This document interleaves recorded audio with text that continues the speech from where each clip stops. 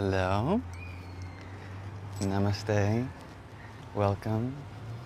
We are going on a walk together. I am excited. This is something I've done for the first time now. This is indeed the first time I've gone on a walk with you like this. We're walking through public spaces. We are going towards a beautiful garden. I hope to take you through it with me today. I welcome one. I welcome all. Oh, this is exciting. I trust that you are feeling as well as you can, my dear viewers who are joining now. I hope that you can hear me as well as you can. My microphone is connected. Have I mentioned I'm excited for this? Oh. May everyone feel welcome regardless of their background, ethnicity, their belief system, however they're feeling right now. Remember that if there are any challenges, that this too shall pass. So, I'd love to know how you're all feeling in this moment. Hello, dear Aylin. Thank you for your heart me and your Go Popular. Much love to you. I'd love to know how you're feeling.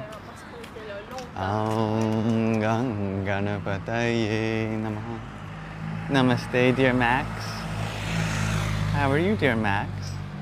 Lone Wolf, salutations to you. Thank you for the rose you sent. I gotta cross the street.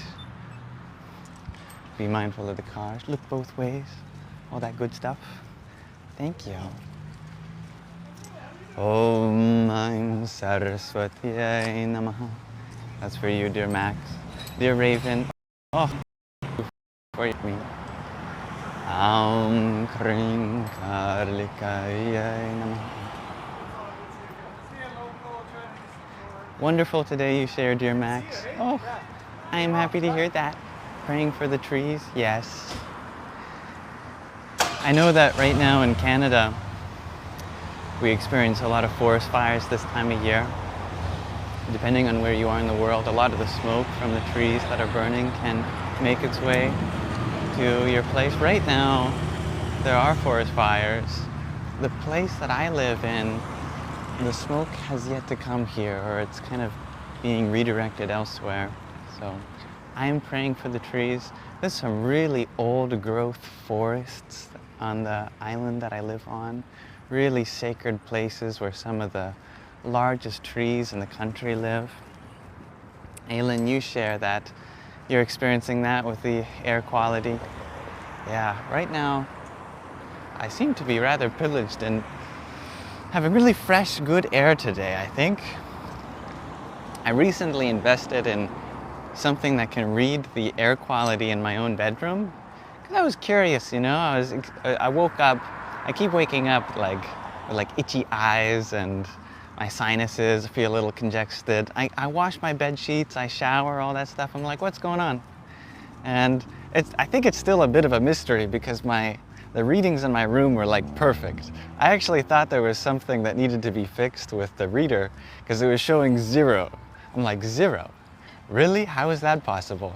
So I lit incense and put it next to it, and then it skyrocketed up to over 1,000. I'm like, okay, no, the reader is working. I have really good air. I feel so blessed for that. I mean, being able to breathe in, what a blessing. As long as there's air around us, as long as we have the ability to fill our lungs, that is such a privilege. Anyway, my best regards to everyone who is having challenges with the air around them. Find places in nature where some of the air can be naturally purified. That's where I'm going today. I'm going to go where there's lots of trees, lots of bushes, lots of plants. Yeah.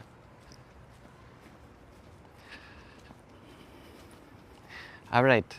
Who do I have to thank as well? Lone Wolf, you sent a hand heart as well. I wanted to thank you for that too. Thank you, my friend.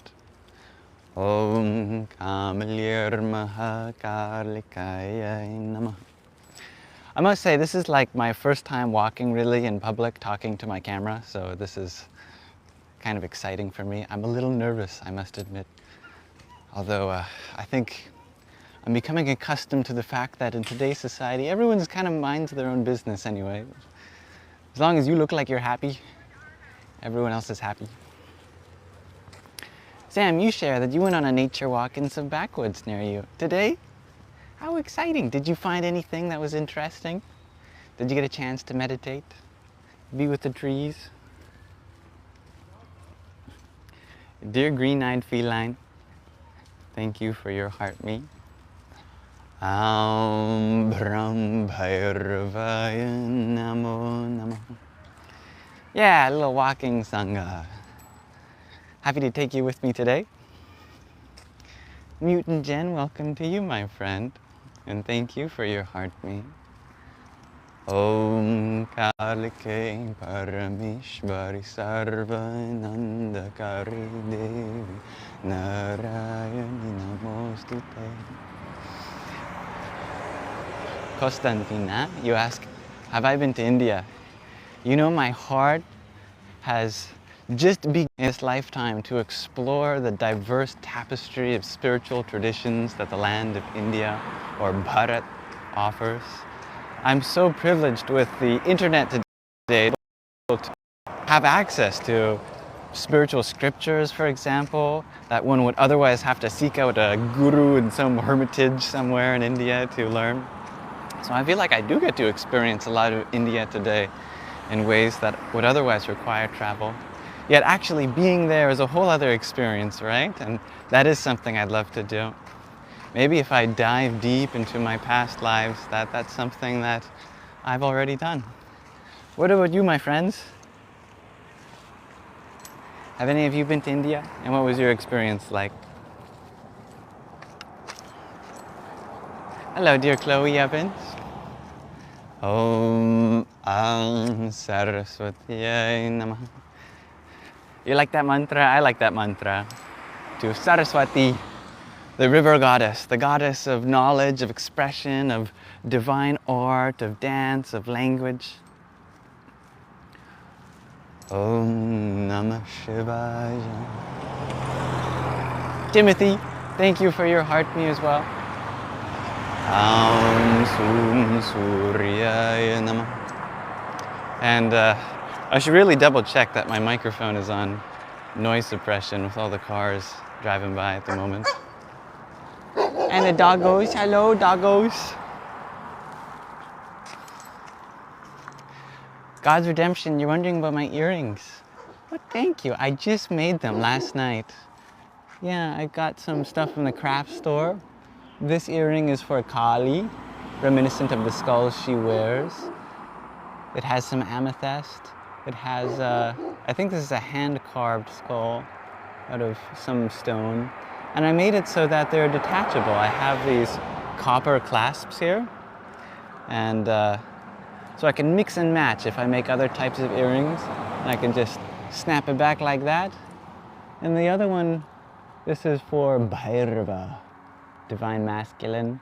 It's a big Rudraksha seed, and it also has the copper clasp as well. Neat. Thanks for letting me show you guys. I love the art of making your own jewelry. There's something very special about really cultivating your own style like that. Then it becomes a spiritual practice. Thanks, Aileen. There was another question from Konstantina. You had asked, do I like Indian food? You know, it's kind of a funny question for me because we could talk about food a long time. The last live stream, we talked a lot about food. I want to talk about food more again in another live stream. I've noticed that it's very easy for us to, in our Saṅgha, really go off on a tangent when it comes to the topic of food. So I want to try to be a little bit more conservative in my words today. Yes, I've had some delicious Indian food, though I know today that a lot of what we call Indian food is actually a lot different than how it was maybe thousands of years ago. And of course, that's true for all cultures. The reason that's significant, though, for India is because India has a rich tradition of spiritually cultivating one's meals in a certain way that engages with the life processes called Ayurveda, the knowledge of life. There's the sciences of health, essentially. And a true Ayurvedic meal often looks very different than the kind of meal you'd get at an Indian restaurant today. Today, an Indian restaurant essentially serves what's largely been influenced by Middle Eastern cuisine. So I'd really recommend looking into Ayurvedic food if someone wants to explore some of the food of India of more than 1,000 years ago. Namaste, dear Pili. Om Namah Shivaya, dear God's redemption. You are a Shaivite. You worship in the form of Gorak. Beautiful Goraknath, if I remember correctly. What is the meaning of this Sanskrit word? Would you teach me? I'm always interested in learning about the various emanations of the divine. And thank you, dear Tattvamasi, for your trio of roses. Welcome to you, my friend. Cross the road safely.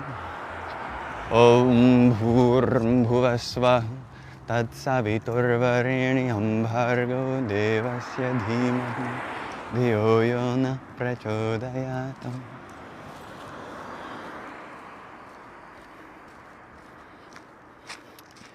That's right, Asad. Welcome to you. Food is to nourish the body, and the soul also needs to be nourishment. I like the idea of nourishment for the body, nourishment for the mind, nourishment for the soul. May this live stream be, I was going to say all three, except that I'd have to offer you physical food too, and it's a little hard digitally to do that.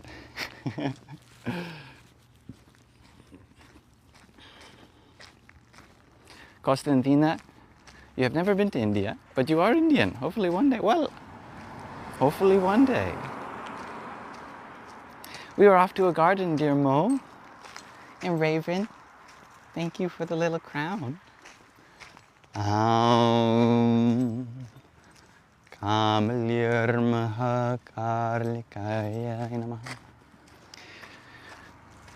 You are all kings and queens to me. Speaking of which, namaste to you, Sleeping Beauty. Hello, dearest Laura. Yes, I've taken a long break from live streaming, or actually I went into the traditional workforce, and I was a cashier at a grocery store, and I learned lots.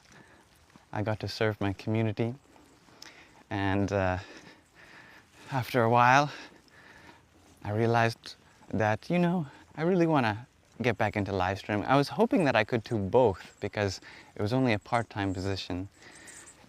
I'm blown away by people who have the capacity to do a full-time position and really take care of yourself, because really taking care of yourself is like a part-time position. You know what I mean?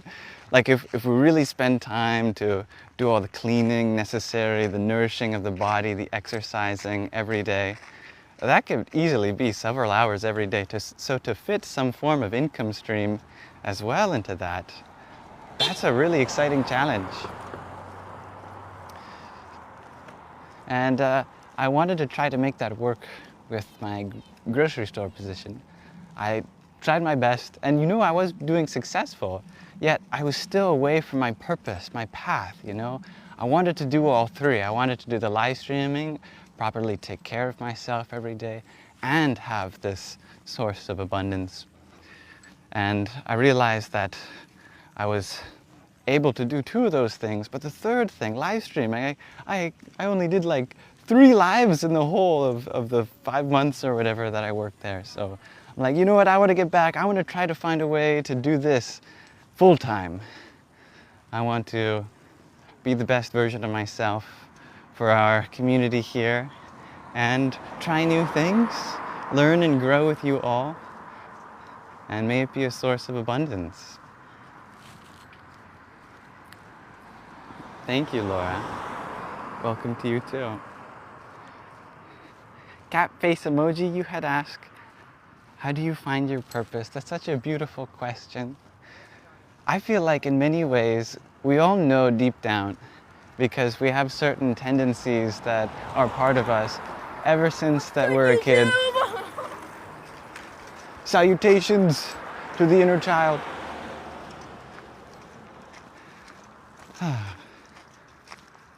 When we grow, sometimes life takes us in a different direction than the way our heart expresses itself naturally as a child.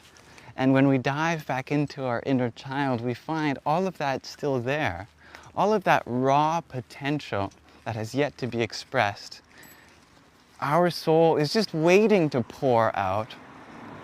What is it that you know that you're good at?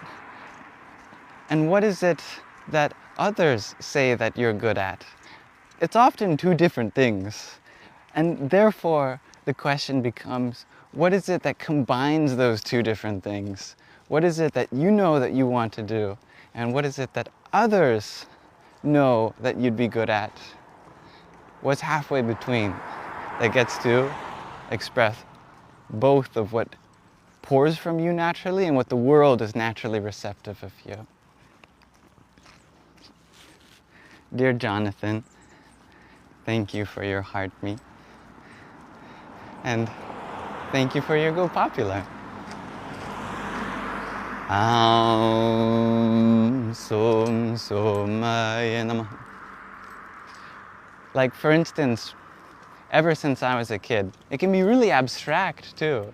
Like when I was a kid, I always wanted to know how things worked. I was always taking apart things, reducing them to their fundamentals, like taking apart pens or electronics and really understanding what is it that makes everything up? What is it that this object is, essentially? And that really is the basis of my spiritual path, because it inspired me through education to pursue sciences, because science gets us to the bottom of things. And it inspired me to branch from science to philosophy, because philosophy also gets to the bottom of things, right? More inward and inward until we get to spirituality that gets to the root of our very nature, the source of our whole experience of life. And just from being a kid, always wanting to know how things work, to get to the root of things, I knew that this was a part of me, and this is such an important part of my spiritual journey. People always say around me that I'm really good at explaining the things I learned too, that I'm able to convey it in a way that's relatable, that allows them to develop the same sense of excitement that I have for something.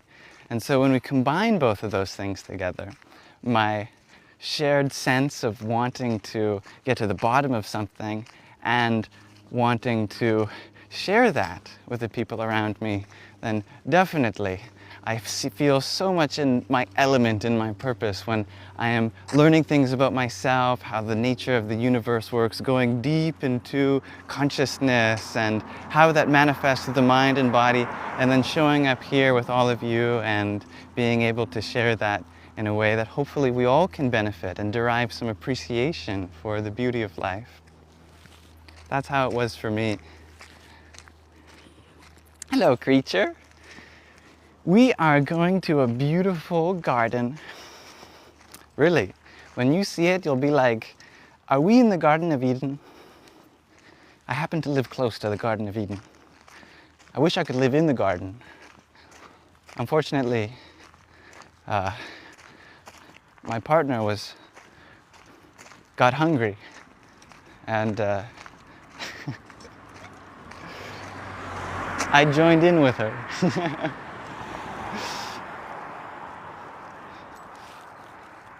Snacking on things in the garden. You love gardens, dear creature? You have one yourself? Oh, how lovely. What are some of the things you grow? Or are you the type of person that just goes to a garden store and just gets whatever looks pretty, beyond names? Beyond Nama, only Rupa. Thank you, dear Mutant Jen, for your nonative roses. Namo Bhagavate Rudranya. Creature, you like to really grow food. Peppers, tomatoes, squash. Oh, delicious and nutritious. I'm trying to grow broccoli, kale, lettuce, and tomato right now.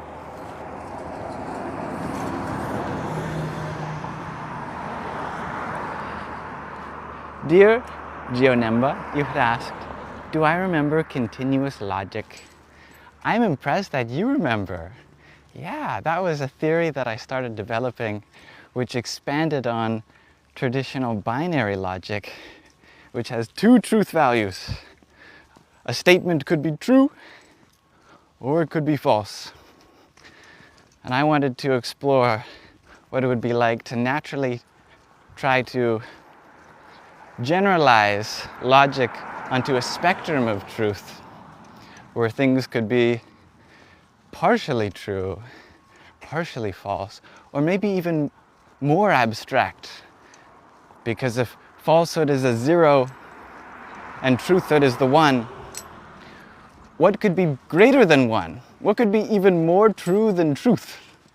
Or what could be even more false than falsehood into the negative numbers? I was just exploring that kind of stuff, or complex numbers even.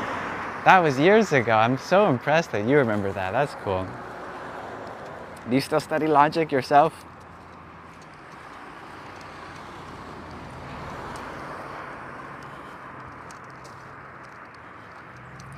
Tattvamasi, you share today you're trying to save a sole leaf on a rotten branch. Aww, that's so sweet. What are you trying? Are you going to try to graft it onto something else? Or just take out the leaf and put it in water? Or are you trying to clean up the rest of the branch? I'd love to know your process.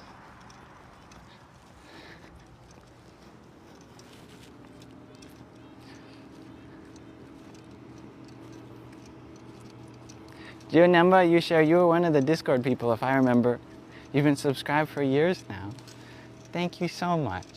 I am so grateful for your presence over the many years. Seeing this community evolve and grow, just as I evolve and grow, is a blessing. I seem to be being followed by an Amazon truck. Maybe they have a package for me.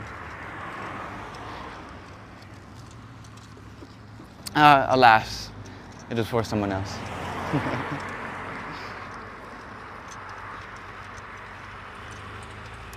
Tattvamasi, okay, your approach to this branch is you cut the rot away.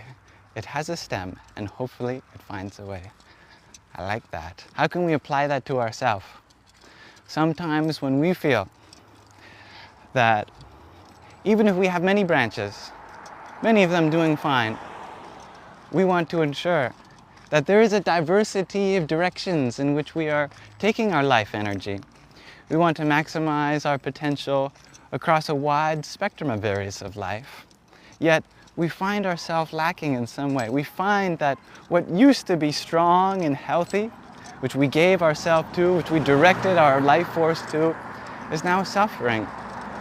And yet, rather than letting go of that branch completely, rather than cutting ourselves off from trying to grow in that direction again, we try to save it, just as you've done. And the way we may attempt to save this direction we take our life is to clean up the way in which we grow in that direction. We say, okay, what is working here? We look at the very channel in which we express ourselves. We ask the question, what is taking up energy along that channel and giving it to something that's feeding off of that channel? In this case, it may be mold, it may be some kind of fungus, or infectious disease on that tree. We cleanse the channel, we cleanse the branch. We allow ourselves to direct our energy fully to the one part that we know is still green, that is still growing. We clearly see for ourselves and identify the aspects of ourself that has remained whole, and we focus ardently on ensuring that we give all of our energy that we can in this way of life to that part of ourself. This is what came to mind when you shared that you were saving this one leaf on this branch. Just for fun.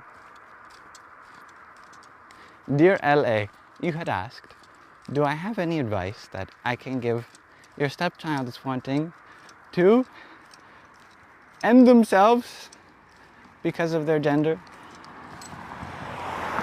Oh my goodness.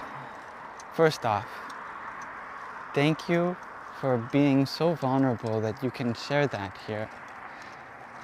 That sounds really difficult, and it sounds like your stepchild is really going through a challenging experience trying to understand who they are in their body.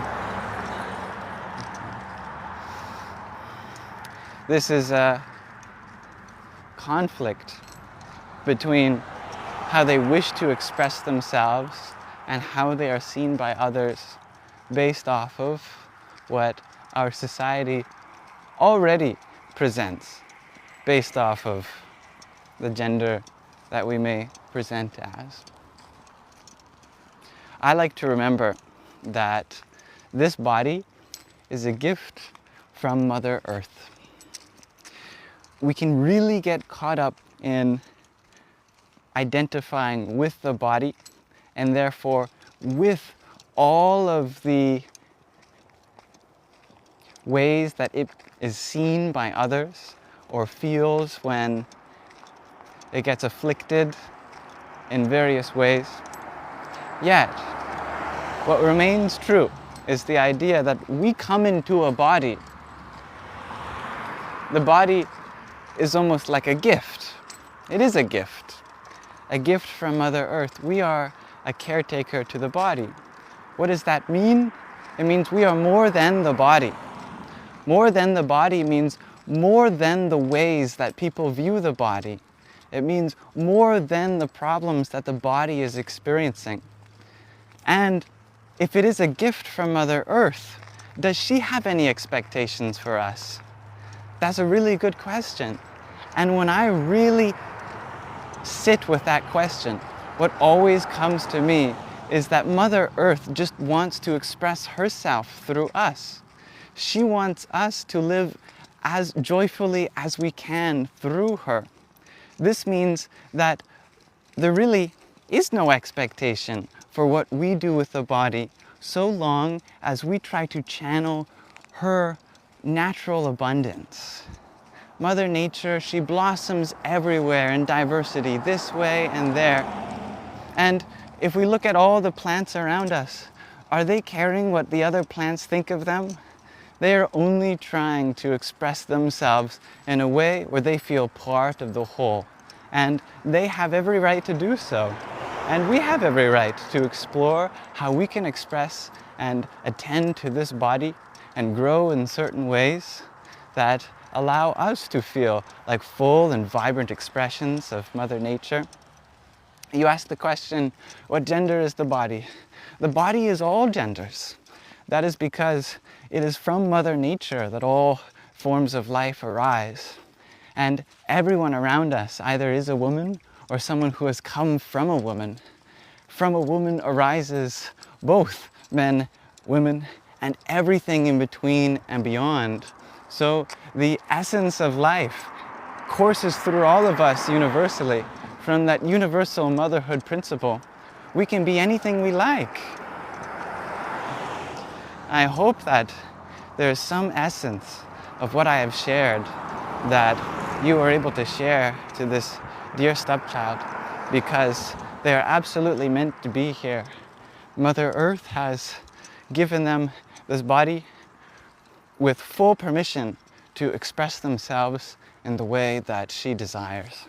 I say she, in the way that they desire. And I meant she in the sense of Mother Earth through them.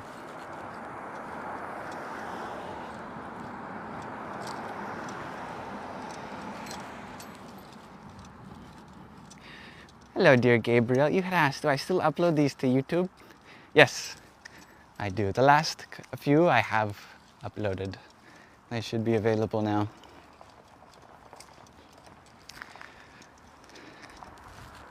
So much love. I absolutely set my intention out for the universe to give blessings to anyone who may be struggling, how to express themselves to their body, feel seen, feel comfortable through it. I just want everyone to remember that however your body looks, however your body feels, it's allowed to be that way. And if you want to take it in another direction, that's evolution, baby. If that single, universal, common ancestor that we all evolved from stayed the same, then life on Earth would be particularly boring. She changes, she evolves. She likes to continue to explore all the ways to express her energies. And is there a limit to all the ways which she can express herself? She is infinite. That is the essence of Prakriti, of nature. Thank you, LA. Thank you. Namaste. Wandering Rose, am I in India? I think part of my heart is. I'm very present here in Canada too. Thank you, LA, for your rose. Namah Shaktaye.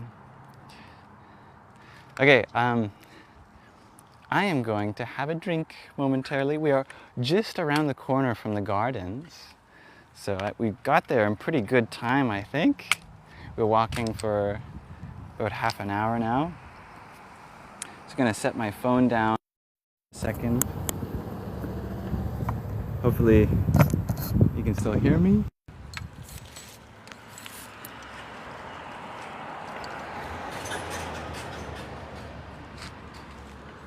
All right, I like this setup because I can just stick my phone down wherever. I got this combination thing between a selfie stick and a tripod. I can convert into a tripod, which is pretty cool. So, look, ma, hands free. Let's hydrate. Oh, I'm sweating. Got to replenish the water. Thank you, Mr. Haight. Yeah, I think chillness is our essential nature. Chillness and play. Inside, we're all deeply chill. Outside, we all like to play. And sometimes we need to dive into our chillness. Other times we need to come out to play.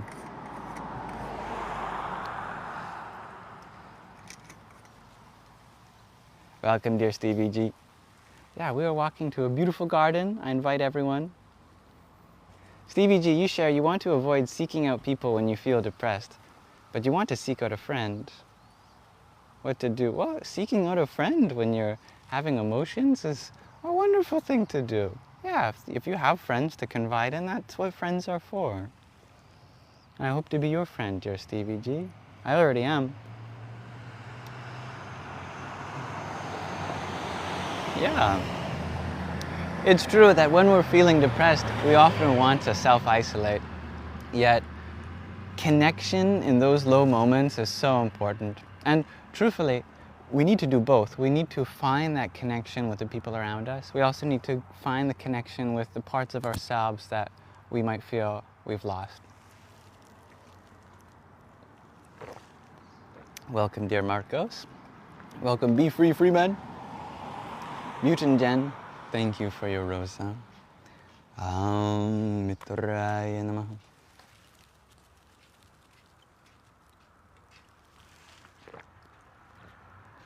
All right, just a couple more moments of hydrating, then we'll be well on our way. We're just around the corner.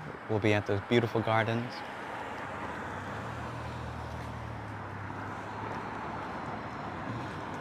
I am grateful you see a friend in me, dear Stevie G. You also don't want to keep avoiding just being with yourself. Yeah, that's a good point. Sometimes we do try to surround ourselves with stimulating experiences because we are distracting ourselves from something that needs to be attended to within. So how do we know when the time is right to go forth and be with others and the time is right to go forth in solitude? Well, I think actually you can do both, right? Because if you're with friends in a community that you can go deep within yourself in the presence of their company, that's what it's all about. When you share your emotions, when you are able to empathize with each other's challenges and conflicts that you're both going through, or everyone's going through in life right now, when we all collectively express what we're experiencing, that helps us understand what we're experiencing also, and reminds us that we have other people to relate in what they're going through.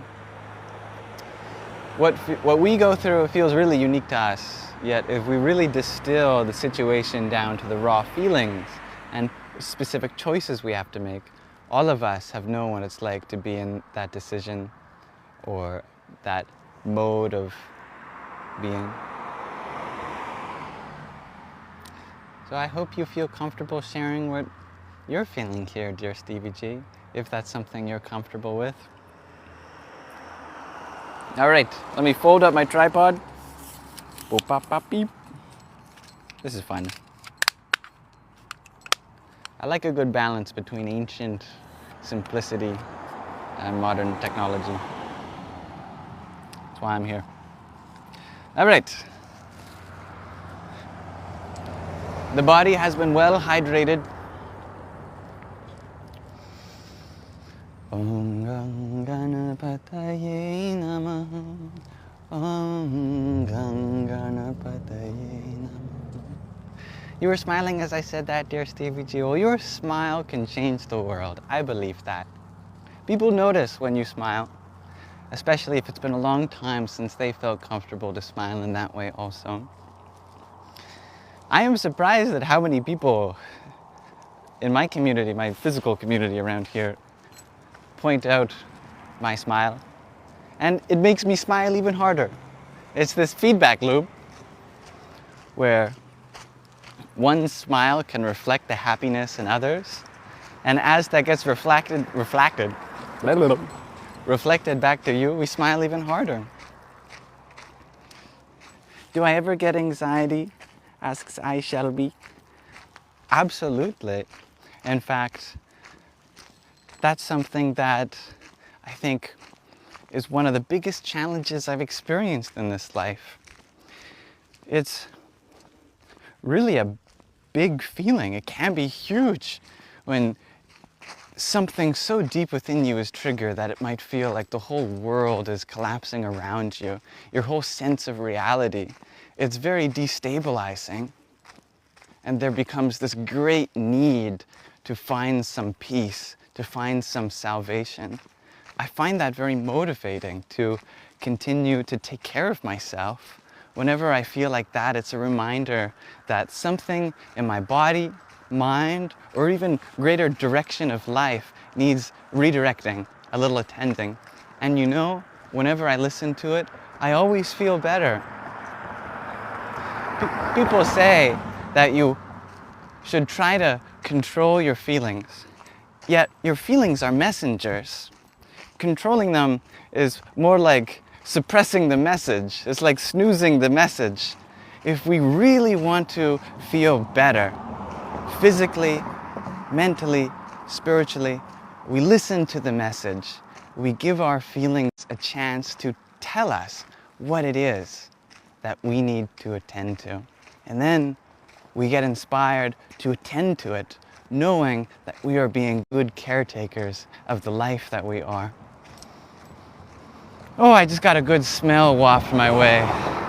Yeah, I think we're getting closer to the gardens. Dear Grace, thank you for your heart to me.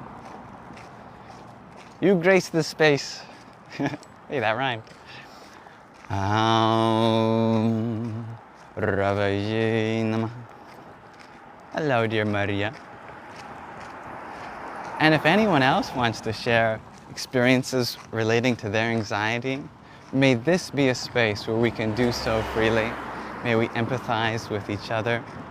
May there be something that we can learn from each other. There are so many interesting tips and tricks that everyone has, I know. Maybe they can be helpful. All around me are blackberry bushes. I've been so attentive to this live stream that I'm sure that I've passed by some ripe blackberries for eating.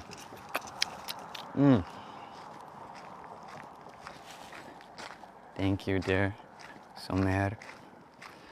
Whatever wisdom I have, it is built on so many generations of human beings that have come before me. In this body, I am 24 years old.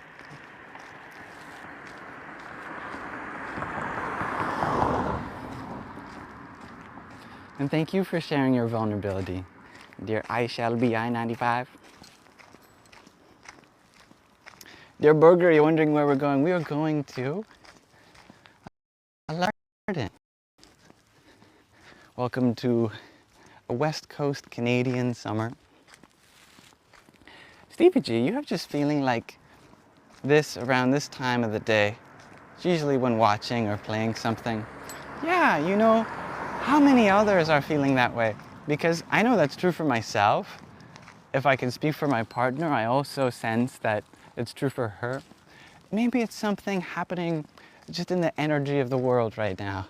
It's kind of a funny thing to say, but when you notice that many people are feeling like this, then sometimes it comes from just what's flowing around us, just what's happening around us, rather than anything specific to each of us. We could be empathetic. We're empathizing. Humans are deeply interconnected creatures, and I believe that sometimes we can share feelings for people and events beyond our knowledge of them occurring. Right now, I know, for example, that the current solar system arrangement is very much on one side. Essentially, everything is within a 180-degree arc.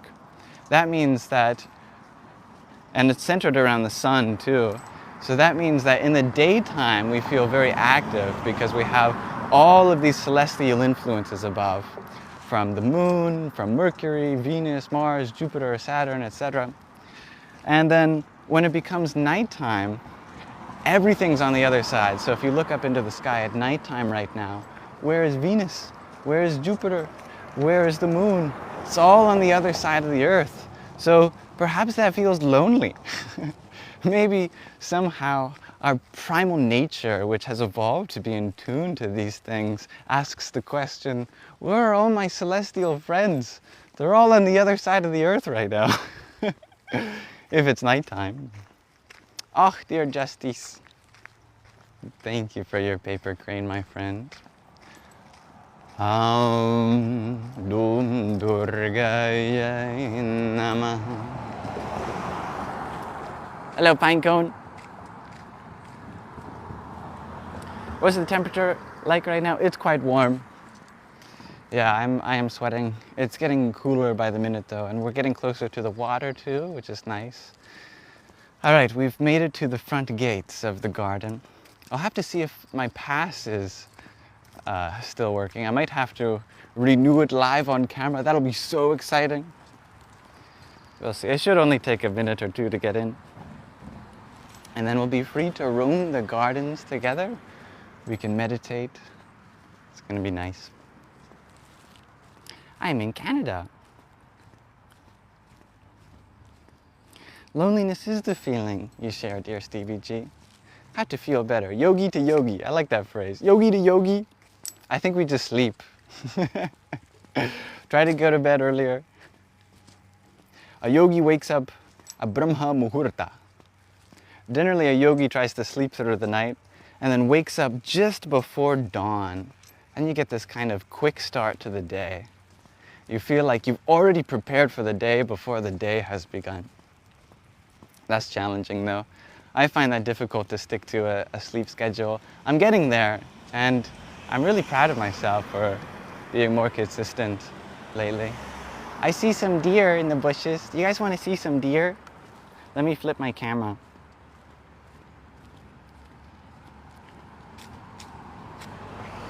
There's some deer. Deer just kind of naturally live around here. Imagine being a deer living in a garden. See, I'm telling you, the closer we get, the more it's going to seem like the Garden of Eden. And there's a baby deer. What is a baby deer called? Will anyone remind me? Is it a calf? A fawn? It's a fawn, isn't it? They're playing. Oh, there's multiple baby deer. Much love to all of you. They're pretty friendly. All right. We're getting closer. Oh, this is exciting. We're gonna see all the flags of the world up there. Very communal. You've been trying to wake up earlier, dear Stevie G, but because of medication, it's hard. That makes sense. Okay, let me flip my live again. Face me. Here we go. All right. So I might be attentive to the gatekeeper while I give them my card for a moment, my good friends. And then after that, you shall have my full attention. Who knows what their policy is on live streaming? I'll just say I'm on a FaceTime with you guys.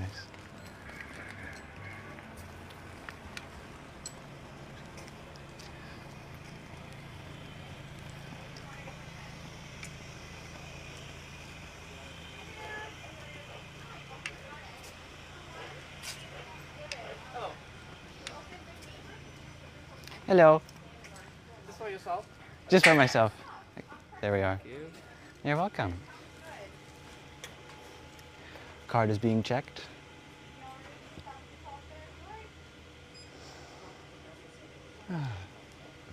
All good? Good to go. Thank you, my friend.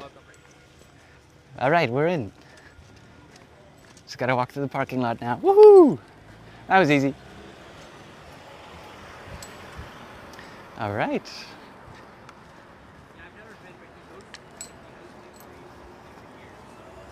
So Mary, you share it's almost 9 p.m. there in Florida. I know, I'm so lucky to be in such a time zone where you all are maybe getting into a dreamy place, and I still got the sun high above me. Doe is a deer, well, of course. Doe, a deer, a female deer. I hope we all know that song. And then a buck is a male deer, you think?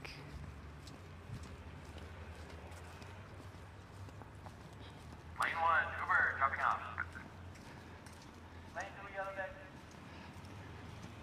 Lazarus, you had asked a beautiful question. Is love authenticity? Is love or authenticity the strongest frequency of the universe? You could already see the gardens have begun behind me. Welcome, my friends, to this beautiful garden. I hope to take you into the gardens together with joy, with peace in our hearts, and I hope to share the peace that's here with you into your heart. May we be inspired here. May we feel meditative. May we be reminded of the beauty of nature, that life is really about playing and experiencing the small things, be it something as simple as a flower. Is love or authenticity the strongest frequency of the universe? I think you've named 3 different things that are all the same thing. Love expresses itself as the universe, and that is true authenticity. To be oneself. To be oneself means to be in the spirit of love. Love for oneself. Love for the form that we naturally express ourselves through. These are all the same. Okay, we are entering. This is fun. I match. Look, the flower in my hair. It's good. See, it almost looks like I blend in. Dear Grace, thank you for the quintet of roses. We're slowly adding to the garden, I think, here. Suryaya Namaha. Hello, dear Madeline. I like that pine cone. After this life, we'll think, wasn't that fun? I hope so, right? I hope we can look back and laugh. even in all the things that were challenging. Sound of Music, such a good movie. How long of a walk? I intend to be done in the next hour and a half. Yeah. You guys want to see a really, how shall I put this? There's some really big moves happening in this game of chess. I'm telling you. Biggest moves you'll ever see. See this? Really big moves of chess happening. All right. I love that they set that up every year. I've actually had a few games of chess on this giant board. Pretty fun. Maybe later, someone can be my opponent and I can just set up the tripod. You all can watch me play a really big game of chess.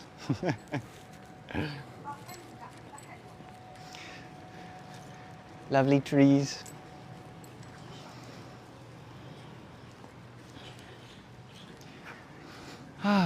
I wish I can convey the way things smell. The aroma in here, it's like, it's healing to the lungs. And I do love all these arrangements of flower pots.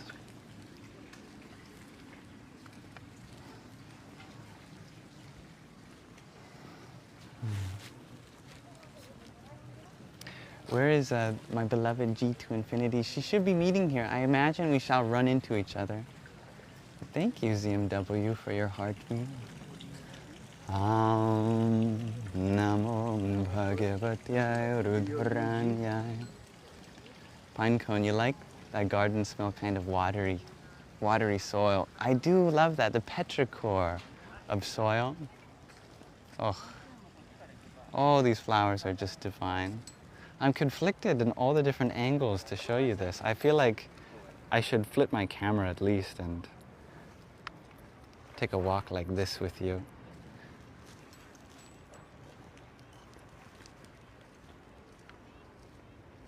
Oh yeah. Now I feel like you're walking with me. Wonderful. You guys can let me know which you prefer. Right? Adam and Eve running into each other in the Garden of Eden. I think the universe has its divine timing today. I can feel it. Welcome, dear Dak. And thank you for sharing the live, dear Nothing is Noise. I hope to do lots of fun little walks like this with you, my friends. I want to hear, as I'm passing through this garden with you all, what are some of your favorite colors that you're seeing? And while we're here, I want to try to enable something that'll be fun. If I know how, I'd like to enable a flare. Yes. 30-minute flare, there we go. How exciting.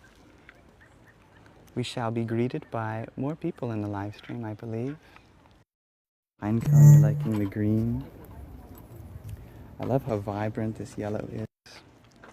So much red, shares nothing in no noise. Thank you, dear Madeline, for your heart me.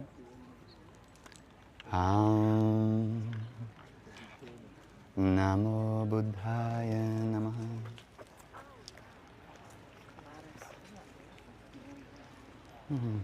How exquisitely prismatic. Now that is a good adjective, dear Max. Prismatic. I like the shape of this triangle around the tree here. Now if we stand at it from this angle, it becomes a triangle that points towards us. A triangle that points towards you is a symbol of the divine feminine. Reminds us that the experience of life radiates outward from within. We are here to express the beauty of life. Do I see bugs and bees? That's a good question. I'm sure there are lots of bees. Maybe they're taking a break. There's a lot of work to be done as a bee.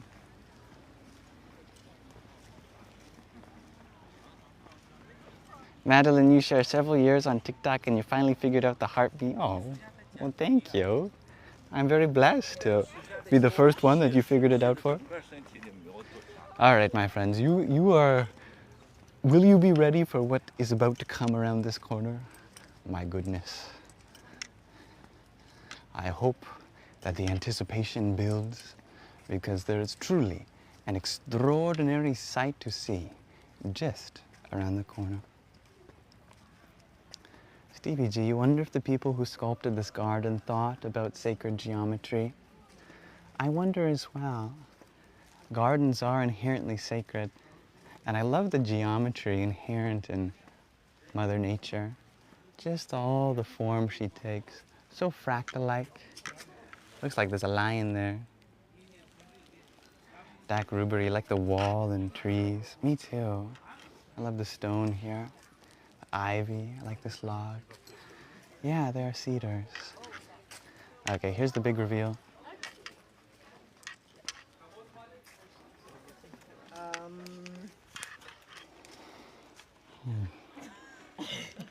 The Garden of Eden. Okay. Max, you share, you know a monkey that would love it here. I think I do too. Are you and I thinking of the same monkey?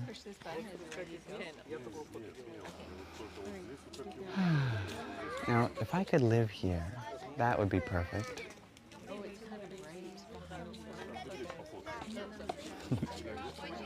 Pinecone, you share, it reminds you of something, but you don't know what. I feel like it's very fantasy-esque. I have to tell you, there is a specific goddess that lives down here. I'll show you her. But it's too bright behind. Oh my God. Now this used to be, this is called the Sunken Garden. And the reason it's called sunken is because there actually used to be a pond here. And they drained it because it was a quarry, a pond turned quarry. They quarried out stone from here. And then they decided to make a garden. I imagine it was very fertile on the bed of this pond. Shall we go down there, my friends?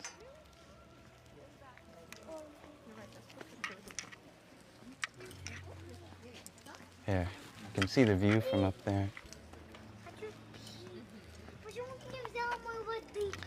Thank you for being here, everyone. This is a very exclusive little walk together. I'm so blessed to be here with all of you. You can hear people speak in Russian. Yeah, this place invites people from all around the world. Why are you carrying all this? I don't know. So scenic. Imagine if this was your room, your bedroom. This is what you looked when you looked out the window.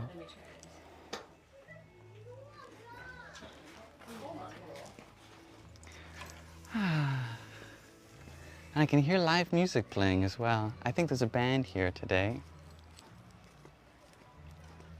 I'll keep my eyes peeled for a rabbit in a petticoat, yes.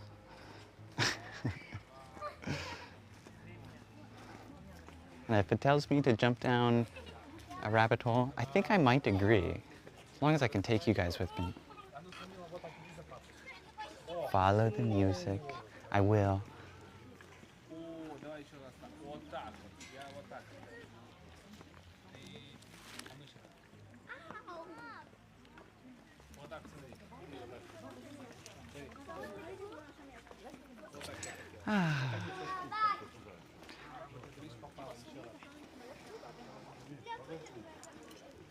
There's some quote that's like, if ever there were a place to hear the voice of God, it would be in a garden.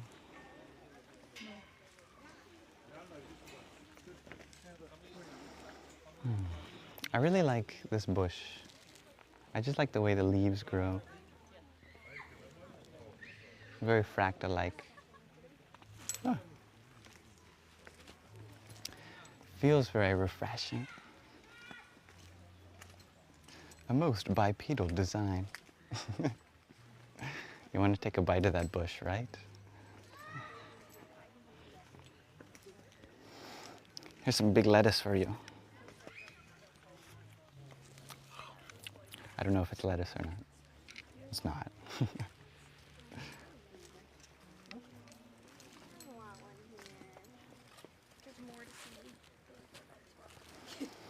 Thank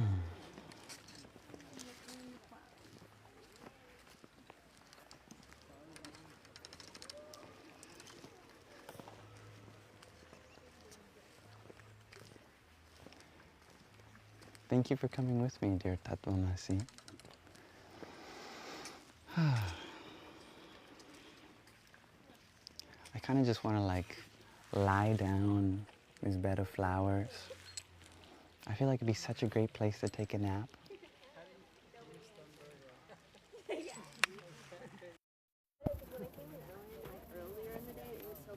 Oh, really? Yeah. It's an interesting flower.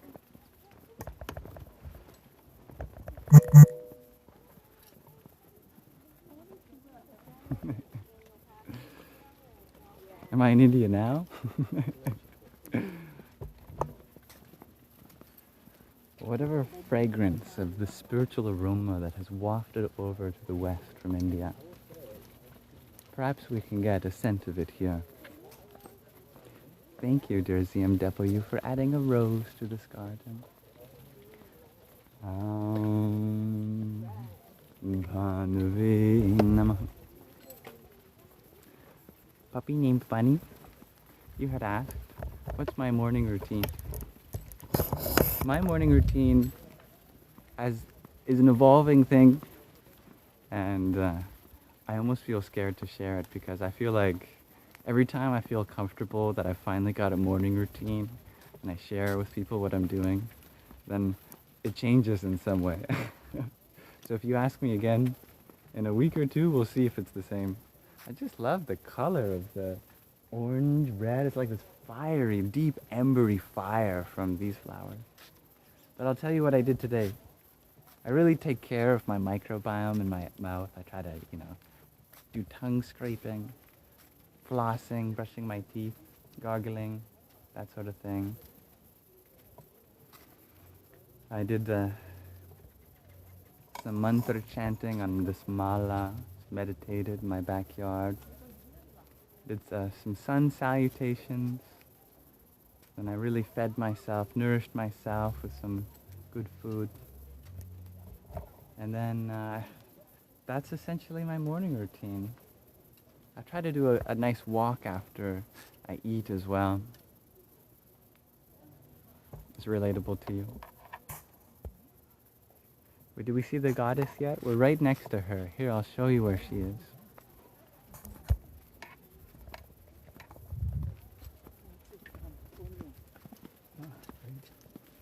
And I'd love to know what your favorite part of your morning routine is, my friends.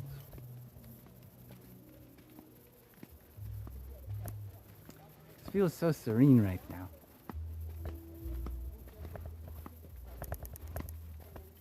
Stevie G, you practice Surya Kriya now. Woo!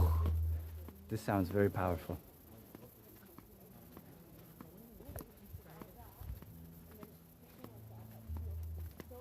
All right, here's the goddess. And oh, I love these guys. Looks like, for some reason these gives me like bubblegum vibes. I think they kind of smell like bubblegum too a little bit. Oh yeah, I like that. Oh, that's good. Yeah, where is she? There she is. She's facing away from us.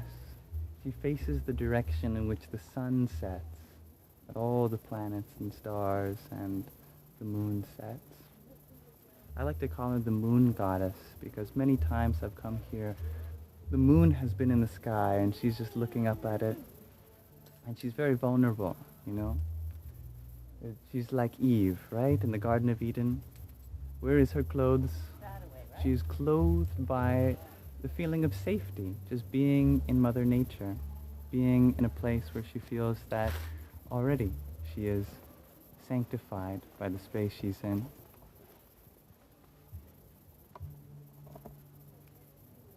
Om Kameshwariyai Namaha. Om Bhagamaranyai Namaha. Om Nityaklinayai Namaha. Om Bhairundayai Namaha. Om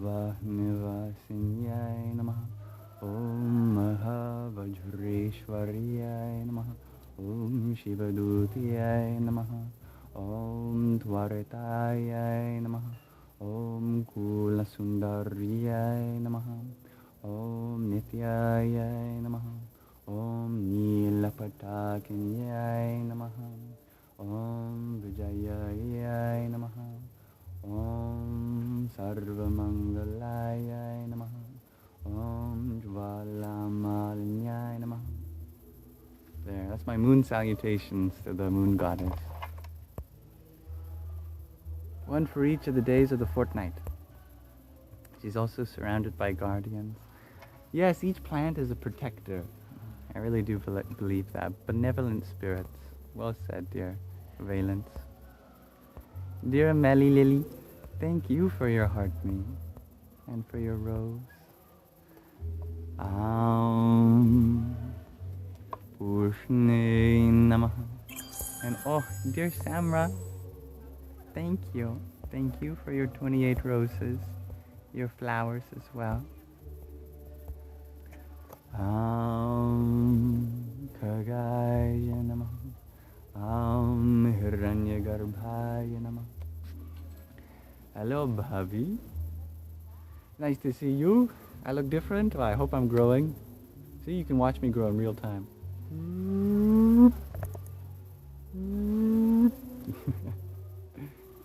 Dear Marie, thank you for your heart me. Jumsa Triambakam Yajamahe Sugandhim Pushtivarnanam Urvarukam Pavandhanam Mrityor Mukshiyamamrita.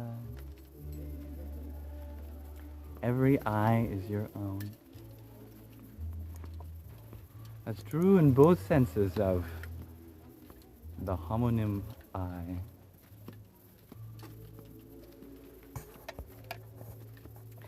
You also do inner engineering, dear Tatvamasi.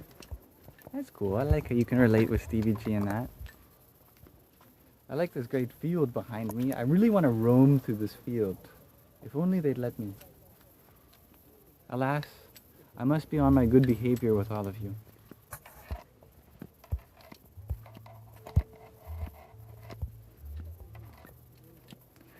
Puppy named Bunny, your favorite part of your morning routine is waking up to the people you love. You haven't always had that. And oh my goodness, you caught me. One of my favorite parts of my morning routine is the same thing. Thank you for reminding me how crucial that is to my morning. Being able to arise to see my beloved, my mother, my cats, Sandy and Shadow, my sister, that truly is a blessing. Oh.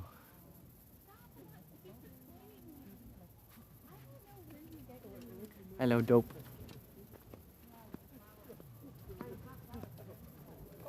I just want to dive into these bushes. No, it'll come, but I know what it's peony. Yeah. See, you gotta talk around it. Awesome. Really?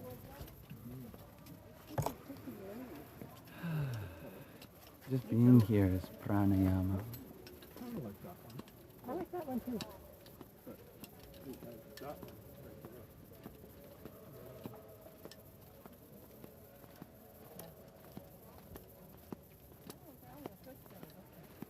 Oh my goodness, what is it that smells absolutely divine? Is it these?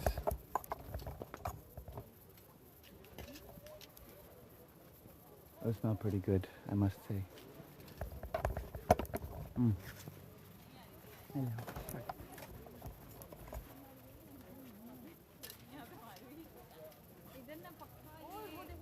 Oh my goodness, I wish I could convey the smell to you. Oh my goodness. Oh. And it's so moist inside. I just want to like distill the essence of this. Ooh, and it left this orange and red powder.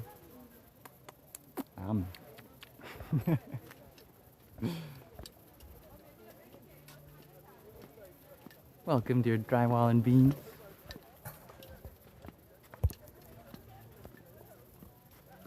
Thanks for being here, dear Sloth. Everyone feels soothed here. I certainly do. I am a pollinator. Actually, I was thinking that one of the days of the year, I just want to pretend to be a bee. I want to go around and I want to take like Q-tips or whatever, and I want to like learn how to actually pollinate like the bees and take the pollen here and go to the corresponding flower there. Just help the pollinators out, right? You know, because they need it.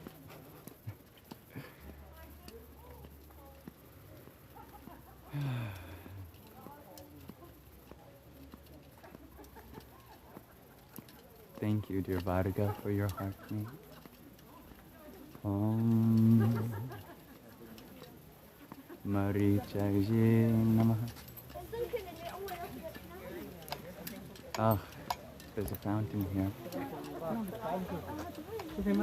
I'd like to show you all the fountains.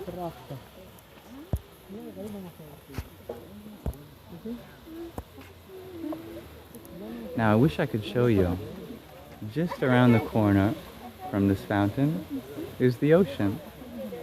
Alas, this property of the gardens only extends so far, and perhaps on another walk we could actually follow the trails that are back here down to the ocean that's just behind. When you're at the ocean here, there's a gate, and at the gate you can actually look in and just see the top of that fountain.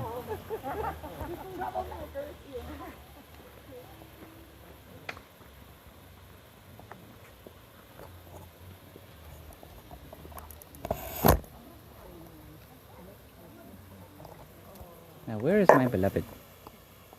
This I would like to know. She's here too. Hopefully we'll run into each other. She's been here half an hour and we have yet to run into each other? Oh my goodness.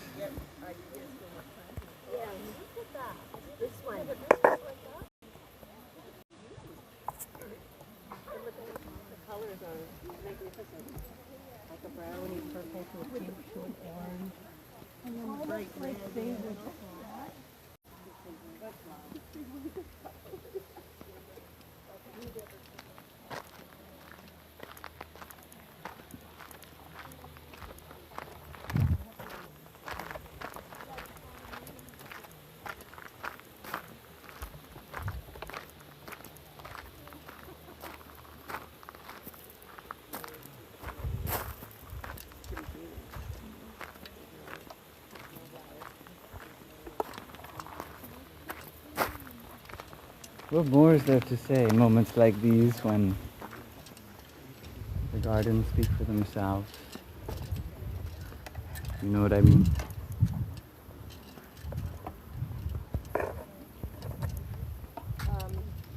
We can do all the talking we want on spiritual things. The goal is oftentimes to find the right series of words to finish the sentence. To let us experience the rest between sentences. I feel that here.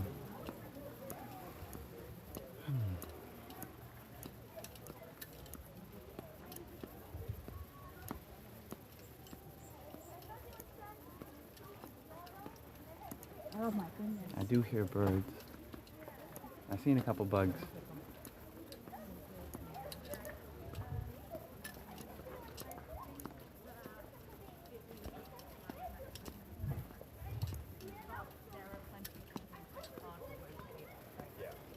So I think I'm only willing to pay $15 a month. I think a good mantra for this walk is the earth goddess. Her name in Sanskrit is Bhumi. Her mantra is Om Bhum Bhumyai Namah. Om Bhum Bhumyai Namah.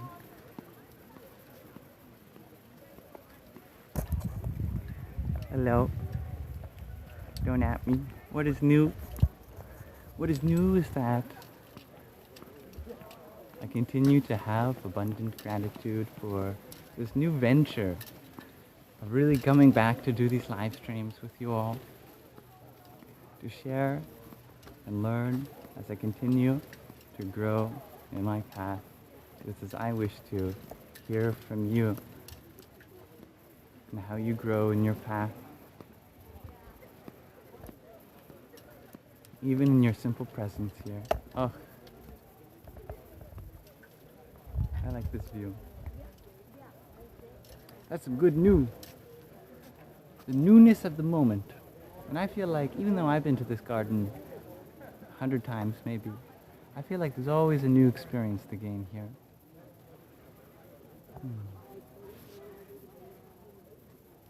And we can see another view of the moon goddess.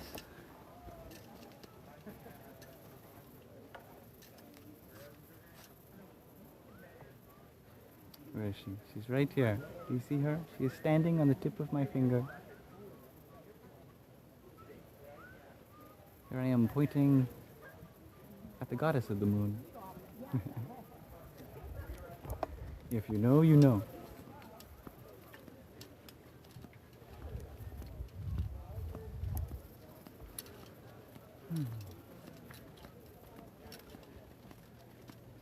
Where there was once music, there is now silence.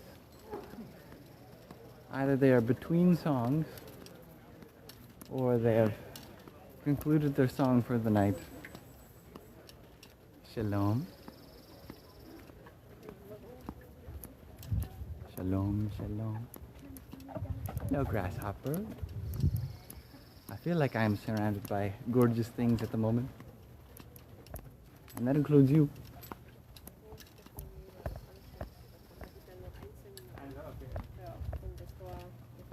Lernt man dann Trainer zu sein oder irgendwie sowas oder Team zu managen.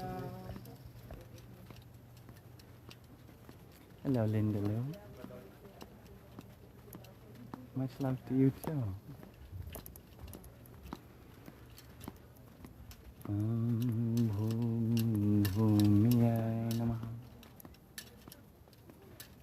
There's a silly question from puppy named Bunny. Has my hair always been curly?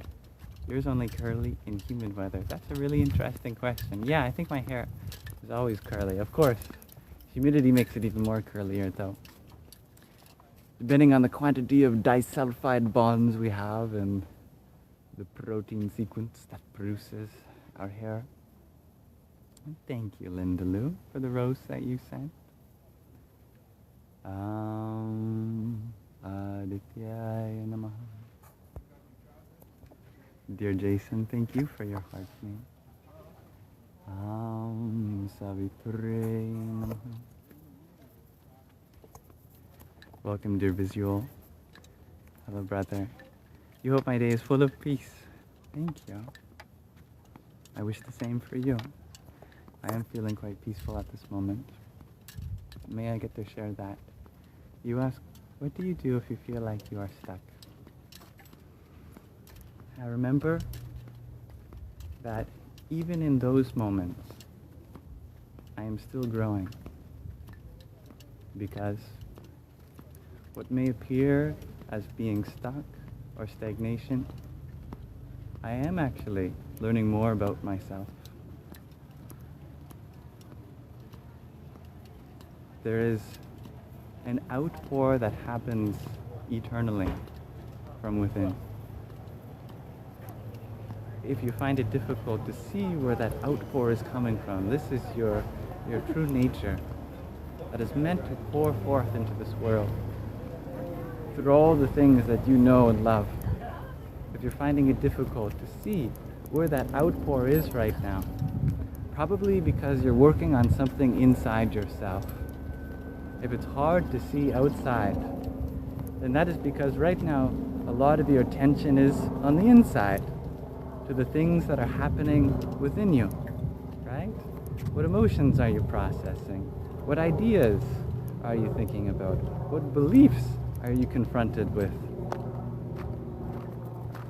So what actually appears like being stuck from the outside is actually growth on the inside.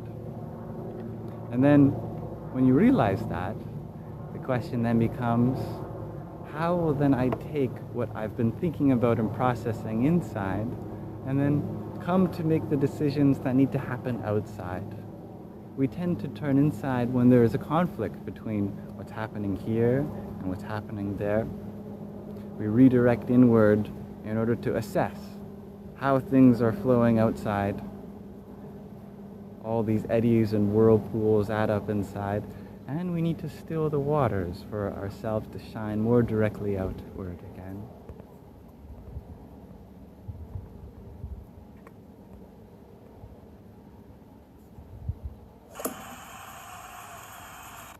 Thank you, dear Linda Lou, for your rose.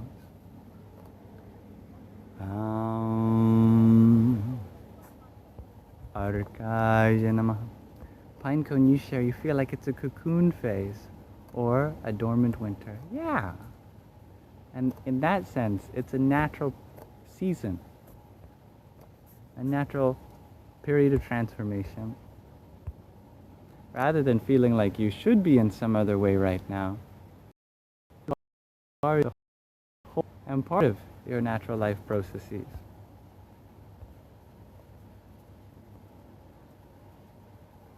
And thank you, dear Kelsey, for your pair of roses. Bhaskaraya Namaha. Hello, dear Jade. It's good to see you again, dear Rianan. And thank you for the heart me that you sent as well. Sum Suryaya Namaha.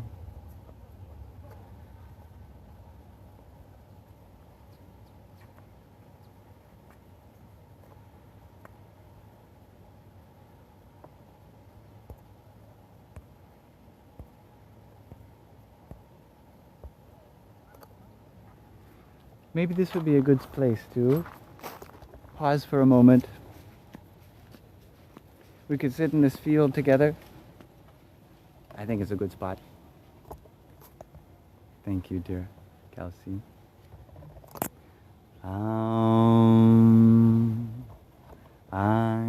Matangiyai Namaha.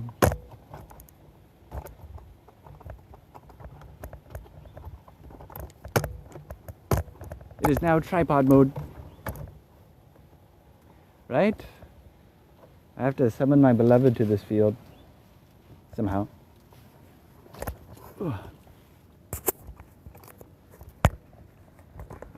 Shoot her a text.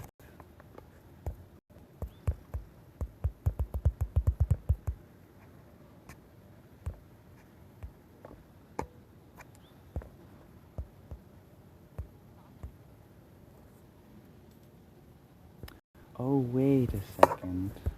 I just remembered. She has to renew her pass. I wonder if she was able to.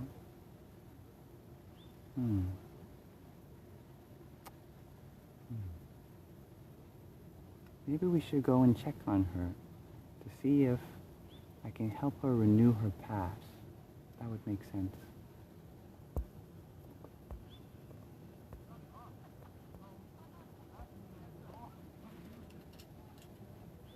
In the meantime, let me hydrate.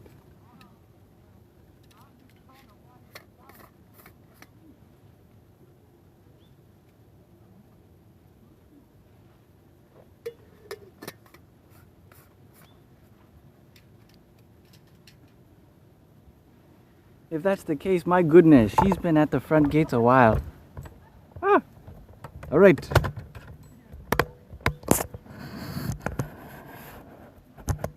We'll go check on her.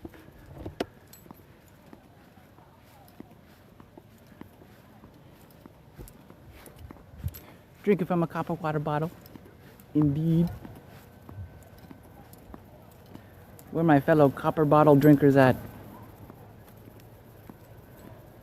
So good for you.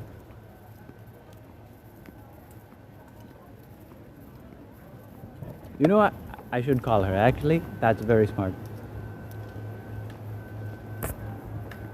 Here I am thinking that we live back in the day where we have to physically run into each other.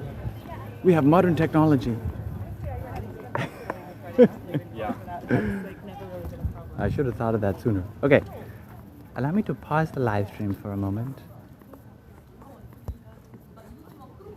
Give her a quick call.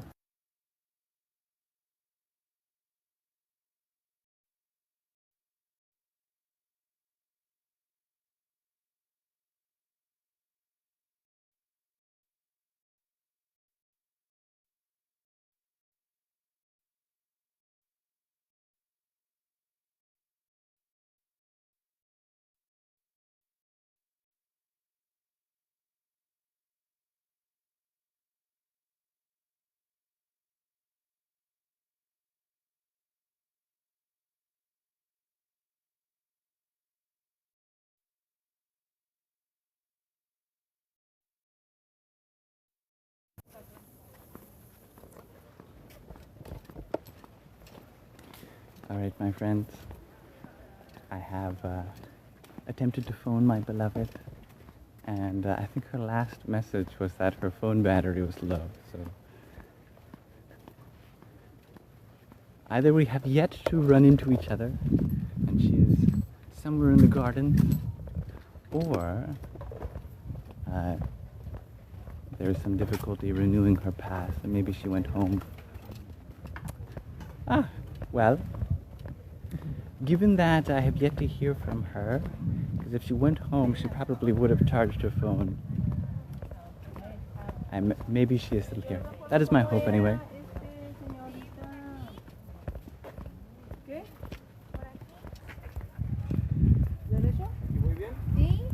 So we are in the olden days, after all, apparently.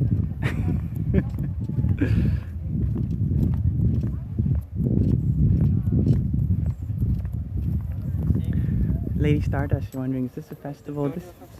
This is a garden. And a garden is like a festival in my heart. A garden is ever celebrating itself, I believe. All the flowers are dancing in their own way.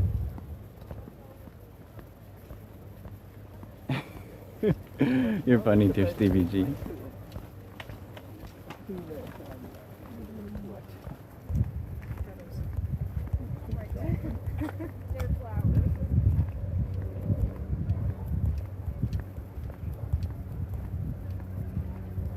Pinecone, you share your doggy's name is Copper. That is such a good name for a doggo. I love that. Just scrolling up, I saw Anastasia. You sent me a rose. Thank you, Anastasia. Yogeshwaraya Namah. Thank you.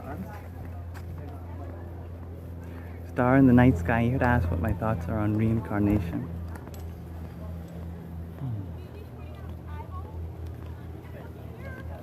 I find that whenever we ask the question of what is the nature of the afterlife, we may be surprised at the diversity of answers that we can get.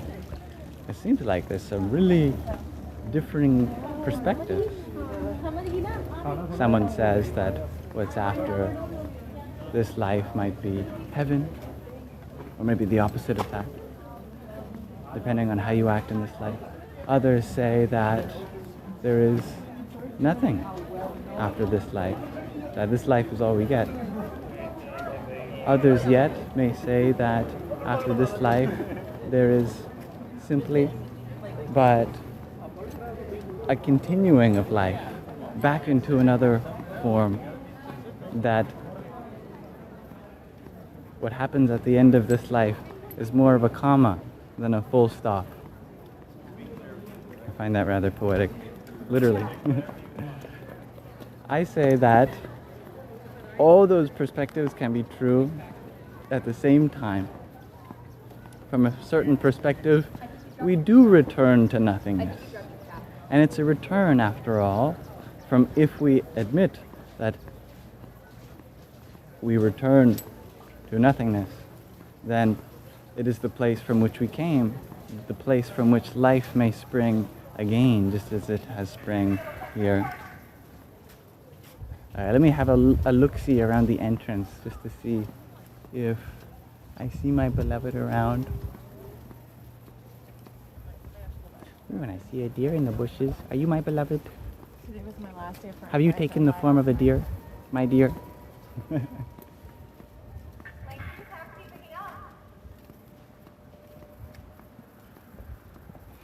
And so if it is a return back to the place of no place, from which all places begin again, then that is a cyclical nature. And if it is this cyclical nature of returning, it becomes our destiny to choose what we do with that. And we can choose to make it into a heaven. Or the opposite. That is our prerogative. You know, I'm looking for my beloved. I think that she may have gone elsewhere. Or perhaps she has made it into the garden. All right. Back inwards we go. Oh, my heart flutters, wondering where she is. I don't know. I just would have loved to meet her here.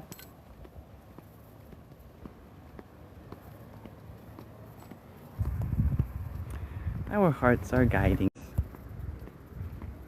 Visual, you had asked what to do with emotional turmoil or frustration and grieving. How can we accept them? How to let go? That is such a beautiful and poignant question that I think we all deserve to reflect on. Thank you for asking this. I find that emotional turmoil is something like a realignment. If we're feeling offset in some way or off-center, then that emotion itself is the sign that points us in the new direction that we have to realign ourselves in. Because when we feel really centered in ourselves, when we feel aligned on our path, then where's the turmoil? We feel peace. We feel gratitude. Peace and gratitude are the hallmark of being centered, of being aligned. And when we put it that way, we can really see the gift that is the spiritual journey, because it reminds us that being center or off-center is a path that's inside us, rather than having to do with something on the outside, rather than needing to change something around us. It's something that we already have access to inside that we can do something about. Grief is allowed to be there. Turmoil is allowed to be there. Feeling lost for something is allowed to be there. Our life's energies were heading one way because our life's energies had included giving to a particular form. Maybe it's someone, maybe it's something that we love. Having that change in some way can be very grief-inducing, because now we have to realign our heart. Fortunately, all the love in our heart is there, and everything that we had loved is still out there, just in a new way. Maybe it's a more abstract way.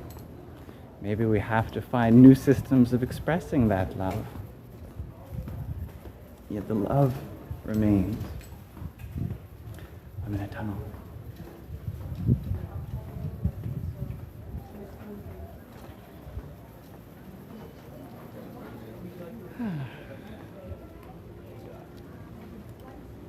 I thought this would be a good attempt to find my beloved.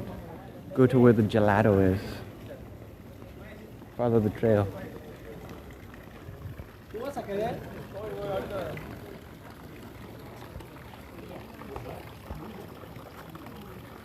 I like this little fountain. I feel like I'm in Rome. This place was inspired by Italian architecture, just this specific part of it.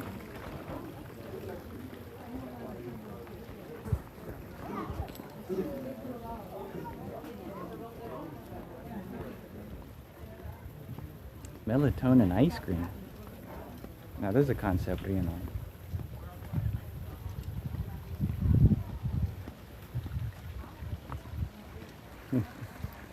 Hello, dear Paul. Thank you for finding beauty in this place, dear Aaron. And thanks for being here, dear Sloth. Aw. I'm happy you had fun here, that you look forward to more. Pinecone, you have a frozen watermelon waiting for you. Oh, how perfect. Well, I wonder if you can see the ocean from here. I know I can. Hopefully I can angle this right for you.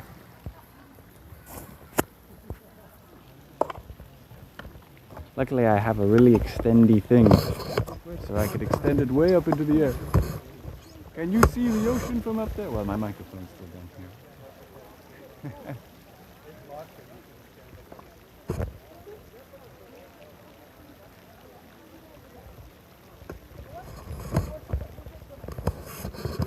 Technology. That was fun. Yes, you can see the ocean. Oh, good. Stevie G, you're wondering, how do I feel about the uncertainty with searching for a G? You know, my heart wonders, where art thou? I know we'll meet up again. I'll definitely see her today. Oh, I think I just got a call from her. Oh, I'm getting a call from her. Okay, let me answer it.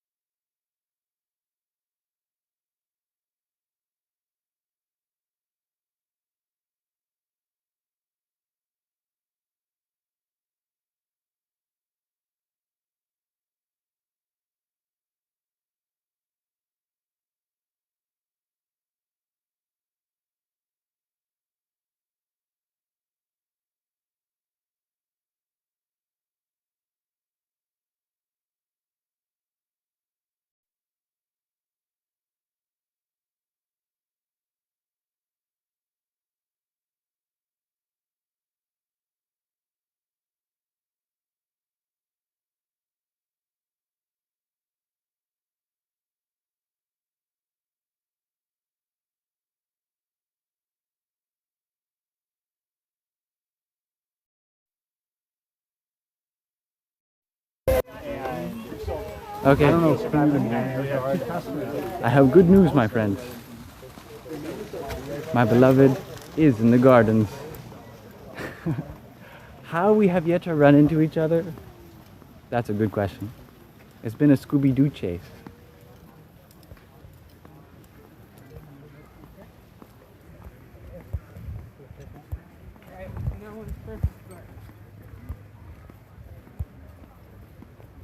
I like how she called right after I answered your question about that. There's TVG, that was perfect timing.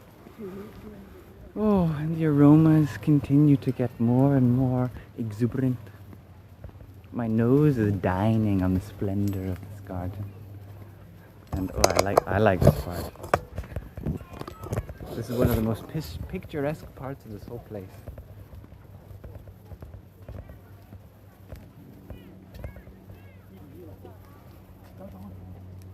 This is the rose garden. The roses are very much in bloom.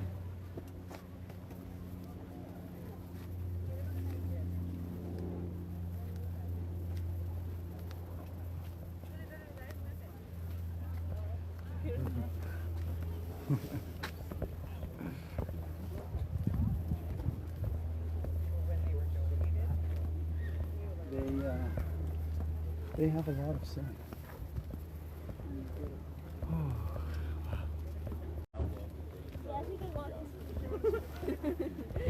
Oh, yeah, that's where the deck.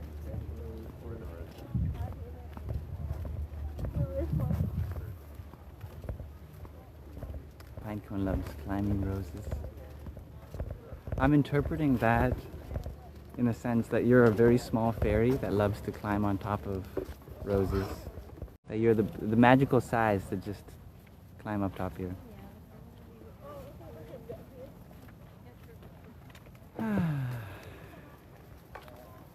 It smells divine. Oh, dear Lady Stardust.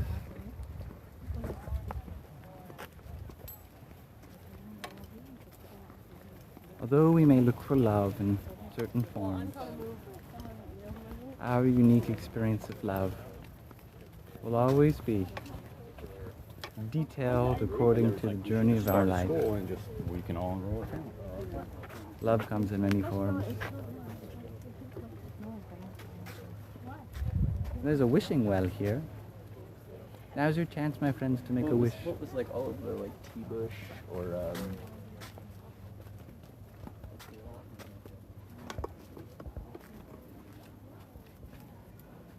All right, my friends, you toss a coin into the wishing well. I'll grab it for you. Love does come in many forms. Much love, dear Lady Stardust. Oh, and you're wondering which garden am I at? You know,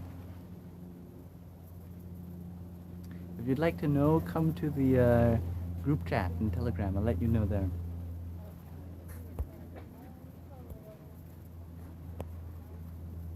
You have a rose tattoo, dear Lady Stardust. I love that. I love roses. You are a tiny fairy. I do believe that, Pinecone. All right.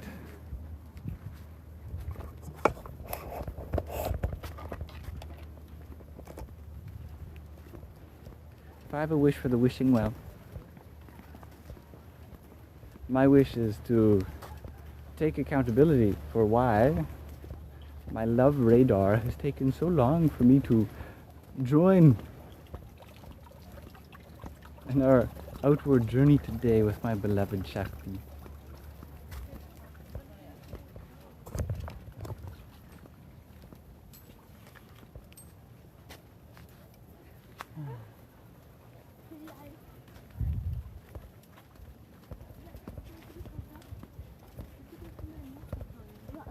I was under the assumption that she would be watching this live stream and therefore she'd come. That she'd know where I was.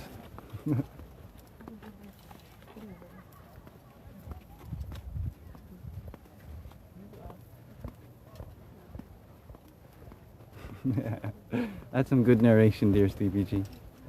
We see Yam's perspective of this garden and search for love. But not G's. Where is hers? For she is the garden, and I feel her all around. This is my excuse for why it's taken me so long to find her. I feel her all around. I feel her in every flower. I feel her in the aroma that the breeze carries of each flower. I feel her in each leaf on a tree. I feel her in the sun, in the moon, in the grass.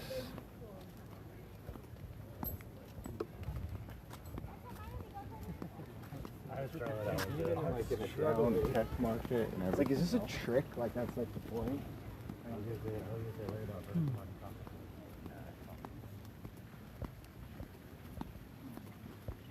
Oh, thank you, dear Chris, for your heartbeat.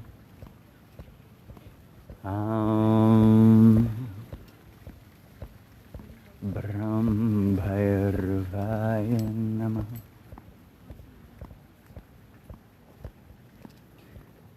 Oh, I am happy for you, dear Lady Stardust. Salutations to this person dear to your heart. Hey, little bird on the ground. Hello. There's a monkey puzzle tree.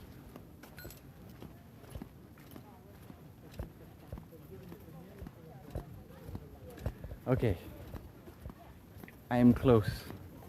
I can feel it.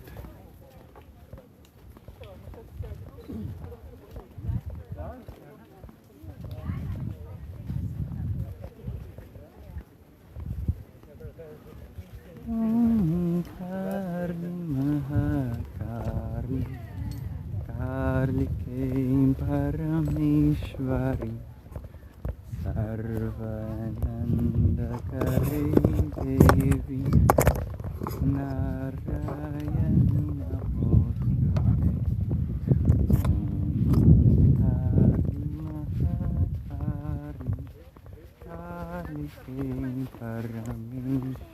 Kari Sarvananda Kari Devi Narayana Namostute Om Kari Mahatari Karike Parameshwari Sarvananda Kari Devi Narayana Namostute.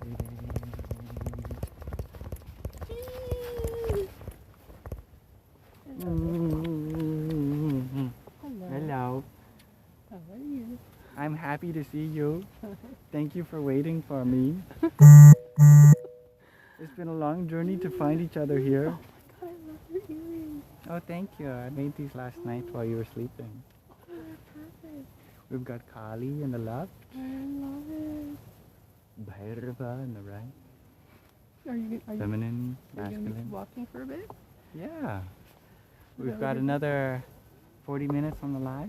Okay, so are you gonna find a place to meditate, or are you gonna Sure. do whatever? What are you gonna Yeah. Well, what do you want to do, do? No, it's my yours. love? It's your stream. Well, now it's your stream. No, it's not. Yeah. Hello, everybody. We found her. Shares pine cone. Stevie G shares the Adam and Eve has united in the Garden of Eden. Dancing in the garden. Yes, you were dancing. See all the wildflowers? Yeah, they're growing flowers here. There are wildflowers up island. Those wild flowers here.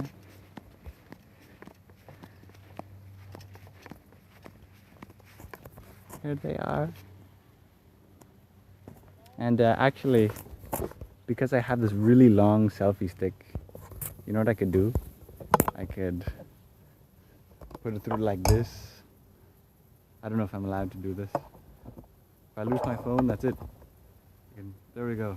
I can take you out farther than I can reach. And you can see all the wildflowers here.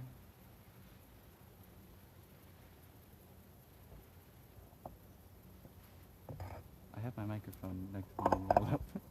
You're gonna whisper in my ear while my phone's far away. You can say something. Do you need to tell me anything? You take priority. You want me to pause it? I'll pause the live for a second.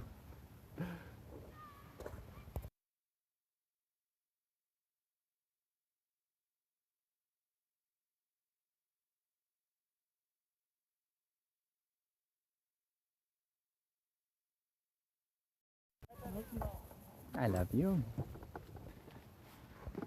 All right. G will be back again.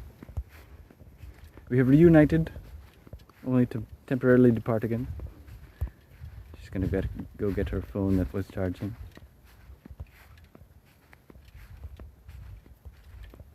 Cake Thief, you're wondering, which country am I in? I am in Canada. There's a quote from Tom Petty, "You belong with the wildflowers." I like that. Donsuela Priya, you're so cute. The gardens are as lovely as us both. I will tell her when she gets back. We are a couple of wildflowers. Ah, that's where that quote was inspired. Yeah, welcome to the G stream. Hers when she gets back. What she would like to do is up to her.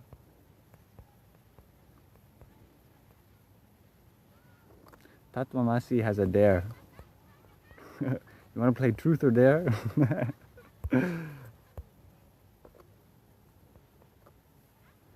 Stevie G, you are smiling a lot from this reunion.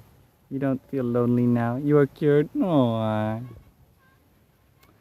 Part of me really believes that every time we experience love somewhere, even if that love is specific to a particular relationship, that relationship may be archetypal. And when something becomes an archetype or embodies an archetype, then that love also extends to everything else that embodies that archetype. If we imagine we have our consciousness, our conscious world, and it's seeded by our subconscious world, almost like a reality living under the surface of our conscious reality. And then what springs from our subconscious reality are the various emanations of a much simpler set of archetypal principles. And this world emanates from one source that becomes more and more diverse. And the ultimate expression of that is on the conscious plane.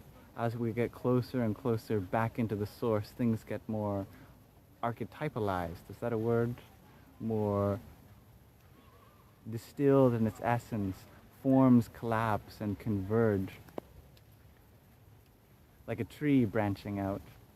That if you are able to experience something wonderful at a deeper part of that tree, even if it's because you experience it at a higher branch of the tree, if it can ripple all the way back down from the top of those flowers and leaves to the base of that branch, you can see the vibration along other branches too. So yes, dear Stevie G, we were all connected in our love, this tree of life, deep into the subconscious, to the originator of all forms of consciousness. May the love that I experience infect you all. This is my happy curse. May my love be infectious. May all of our love be infectious. Thank you, dear Drywall. I love your energy. Hello, Tina Martini. Thank you for wishing us a wonderful day. I wish you a wonderful day, too. Oh, thank you, dear Lady Stardust. I love the way you put this. Divine Masculine encourages others as Divine Feminine inspires others. I see the truth in that. I like that.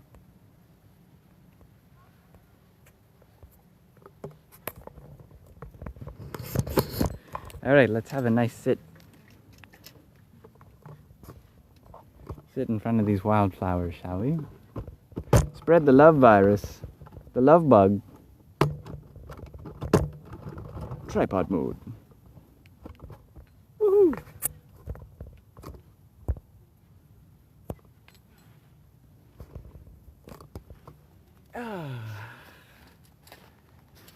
Nice, I can take off my backpack too.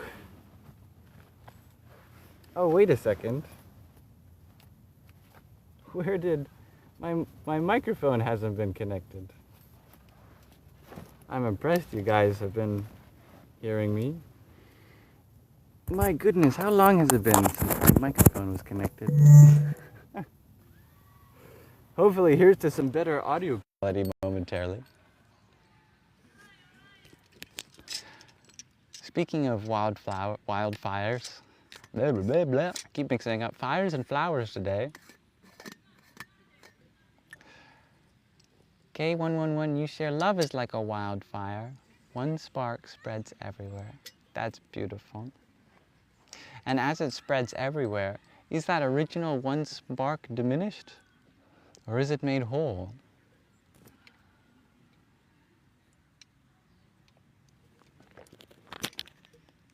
Stevie G, you share, speaking of curses, you watched a whole series where Sadhguru talked about the Mahabharata.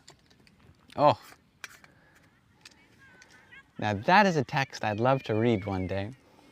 Actually, in the last 2 days, I heard 2 different estimates just happened to be of people talking about how long it takes for them to read the Mahabharata.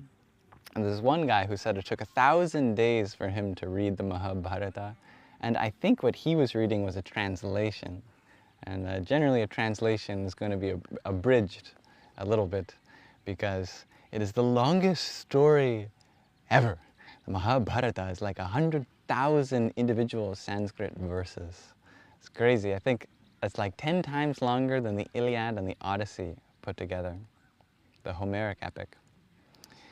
And this other woman I was listening to said that, I think it was a man who said that he's been reading about a page of the original Sanskrit a day, and he's still, I think, 10 years into it, and he's only like 80% of the way through.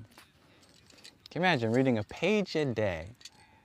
You know, for most books, a page of the day would take you a year. Still, 10 years into it. My goodness.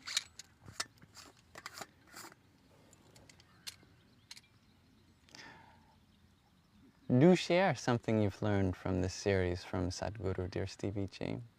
There's so many lessons to learn from the Mahabharata. You share, you speak of curses.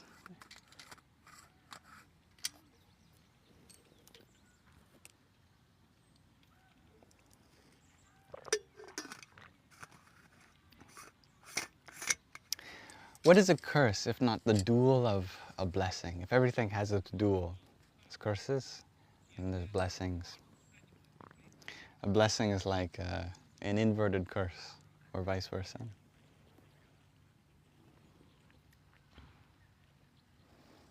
Lady Stardust, you describe yourself as a curse breaker. I like that. That's good. Yeah.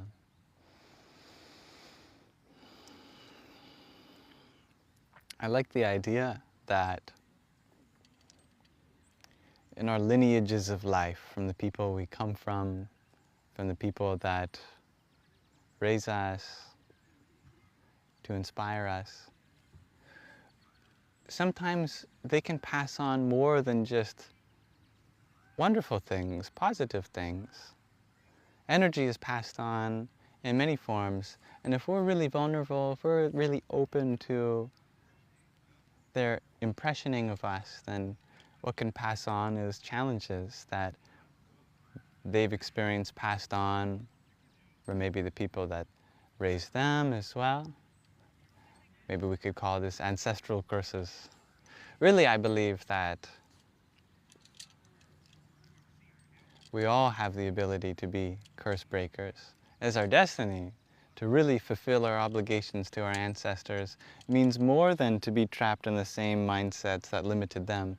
It means to really be the version of themselves that they were meant to be, rather than the person that they would want you to be. Because it is a distortion of a part of them that wished to be expressed, which they had yet to in their life learn how to express, to disentangle the things that prevented them from doing so. That requires deep healing. That requires deep reflection. It requires oftentimes temporarily defining yourself by different lineages. If one community has its problems, we connect to another community that is doing much better. We find healing, we find prosperity there, and we bring that, nourish it into our community, because communities are part of larger communities, communities of communities. Just as when we're having trouble, we can go to someone else who's doing much better, at least in that aspect of life that we're struggling. We can learn from them, we can imbibe that into our life and feel better again. So too, whole communities can do that. Ah, my beloved has returned, hopefully with a matcha. I see she has a drink. Venn diagrams. Meow, shares Arwen.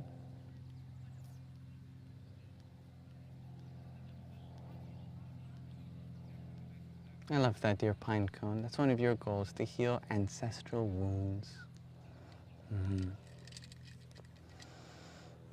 My beloved likes to be in the shade. I like to be in the line between the sun and the shade. Oh, she's coming to the sun. You want to charge your phone? Are you going to sit in the shade? Okay, I'll come with you. You want me to stay here? Okay, I want to be near you. Here, let me open up my backpack so you can find my portable charger. It took us a while to find each other, hey? It's meant to be. In the right time, as they Here, always say. can I get your USB? Charging? Good.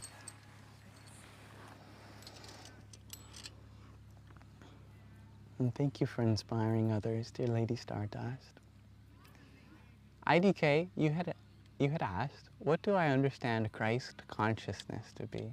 What a beautiful question. I like this concept, Christ consciousness. It is of my personal opinion that it's something that the Christ himself would have loved. I think that is the spirit of his message, that being the Christ is a consciousness. It's a state of being rather than something that makes a particular person special. Of course, the particular person that first expounded this message, this is a very special person. Their message themselves, though, was very universal. And one of the easiest ways to see that is actually through comparative religion. If we're learning Christianity through the lens of Christianity, we can have one perspective. Well, we can have many perspectives. Yet, in general, we have a very self-referential perspective, that we see it from within the scope in which it is shared. If we expand our scope to beyond the tradition itself and look at many religious traditions around the world, we see that there's a universal message shared across them.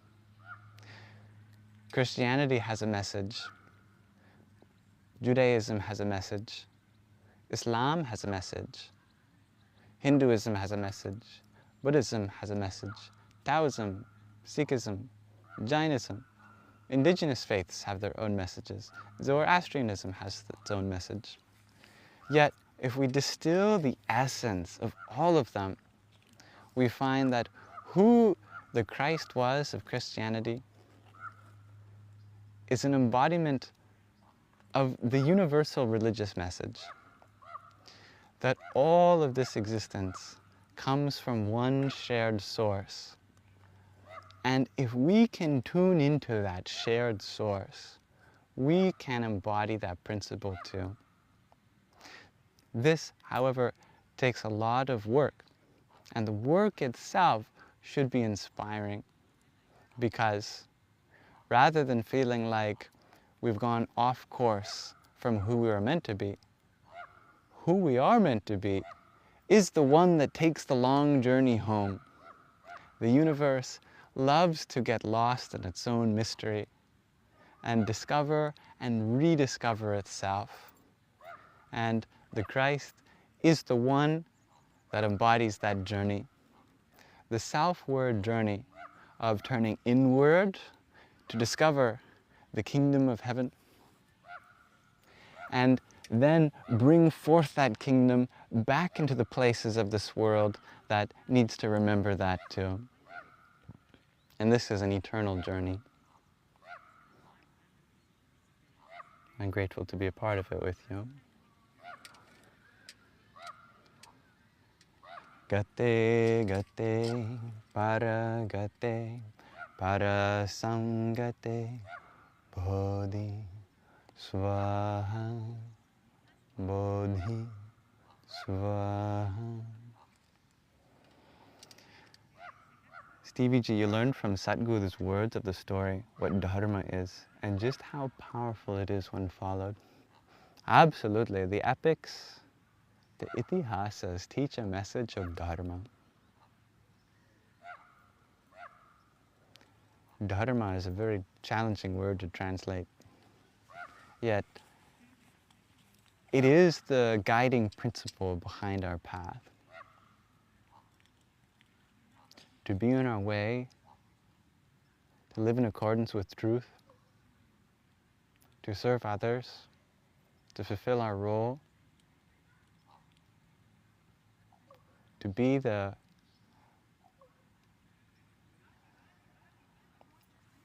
what is this part of a wheel I'm thinking of? To be the when there's a wheel, you have the axle and you have all the spoke. Yes, to be the spoke in the wheel that makes the whole form come round together.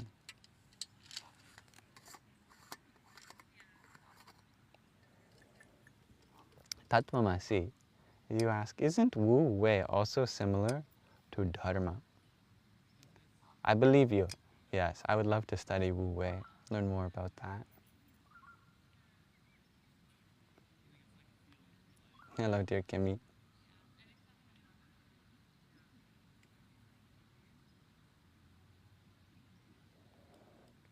And yeah, I know sometimes it can feel frustrating if someone shares a comment and it seems like I'm just reading other comments rather than yours.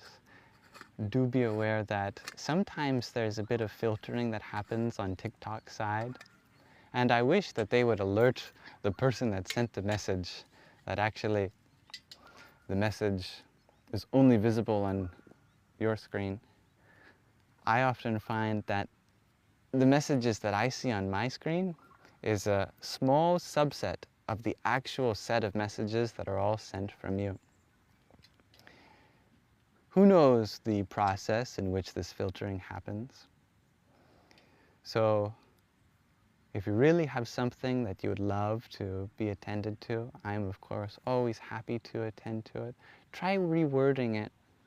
I know that the policies on this app try to make for a very positive space as much as can be. That is, wording things in a way that are contributing to the conversation. Sometimes it helps if there are certain words that a simple system might filter. Try reframing things in a positive way. Even if it is already a positive intention, sometimes our word choices can cause the message to go elsewhere than the place it intended. Much love, dear Faded Fernie. Hello, dear Andy. Om Gham Ghoraya Namaha. Sir Simon, you feel I could read the phone book and it would be soothing. Should we do that for a live stream? 426 0177 091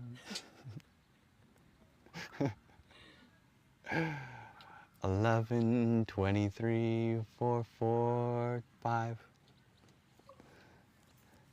Then it's just light codes or angel numbers. You can frame it that way.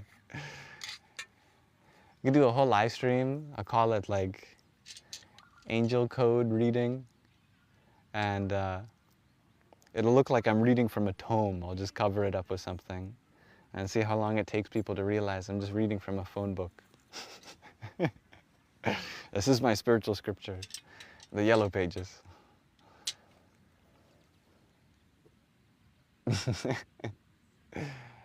Thank you for your follow, dear Trippelmeister Tony. Dear Andy, thank you for your pair of roses.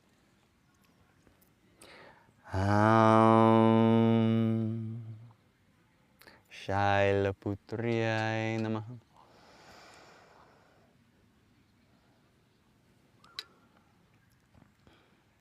I'm really grateful to be here. Thank you, everyone. I think I just invited someone accidentally. Trying to scroll with my thumb. I did. I think it even tried to. You accepted? Oh, hello? Celeste Rose. Welcome. If it is by the universe's wish, you are welcome to share anything on your heart.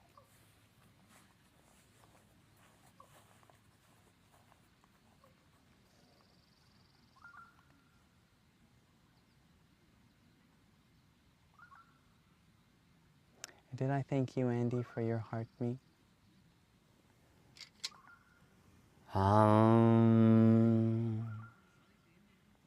Brahmacharnyai Namaha.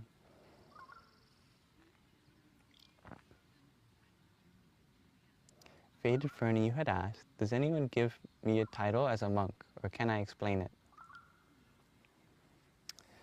Let's see if I understand this question. Have I been ordained into monkhood? The simple answer is I am the complement of the monkhood path in spiritual traditions is generally called a householder. You're either a monk or a householder. I feel like I'm a practicing sadhaka who is a grihasta. Grihasa? Grihasta? Which means someone who does spiritual practice as a layperson, as someone who lives in a house. If you're asking about if I have any titles, if I have any spiritual accolades, you like a spiritual name, I feel like the universe has accidentally or synchronistically given me the name Yam Shakta. It just kind of happened this way. Yam is short for Liam. My full name is Liam, L-Y-A-M, and my nickname has been Yam. And Yam actually means many things in Sanskrit. It's the root for the word meaning to conduct in such a way. Like in yoga, there's the 5 yamas, the 5 ways of conducting oneself. It's also the bija mantra for the heart. And I feel like I've had a journey in my life of accepting what I feel in my heart. Ever since I was a kid, I have many memories of feeling anxious about my heart and my heartbeat. A lot of symbolism related to the heart of my life. So I feel like that's meant to be. And then the word Shakta. Shakta is a very interesting word. It comes from the Sanskrit root shak. And it means to empower, to enable. And it's the basis for the definition of the divine feminine. The divine feminine is she who empowers, who enables, who gives rise to things. Like Mother Earth has given rise to all of us. Like women who have enabled life to pour from their being into all of us. Shakti is she who art the enabler, she who is the force behind that Shakti, the manifestation of energy, of empowerment, of everything that has been able to come to be, which is all of life, including things beyond the kingdoms of life, like rocks and water and space and time. These are all emanations of Shakti, or the divine feminine. And a Shakta is someone who is devoted to that, who recognizes the divinity in that. And it's a word that I feel very strongly drawn to. And so over the years, my display name has slowly evolved to Yam Shakta. And I feel like if I had a spiritual name, it would be that. I'd love the name Yam Shakta. It kind of came to me, and it also came from me. It came from my mother, and it came from my own choices I made on my path. So a combination of my own and everyone else's.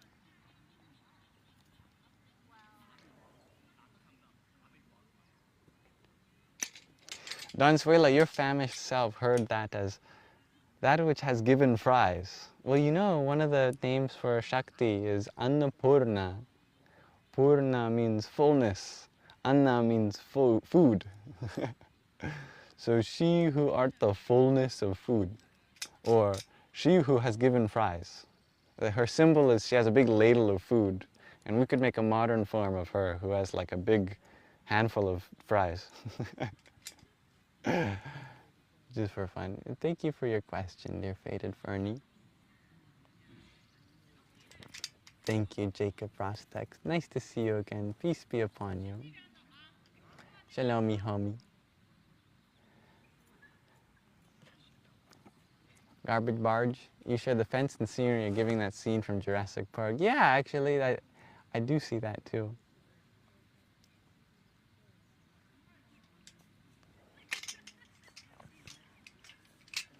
Thank you, dear Ashley. I'm grateful you're here. You as well, dear Salmon Cheese. I'm happy you like the scenery, dear Sir Simon says.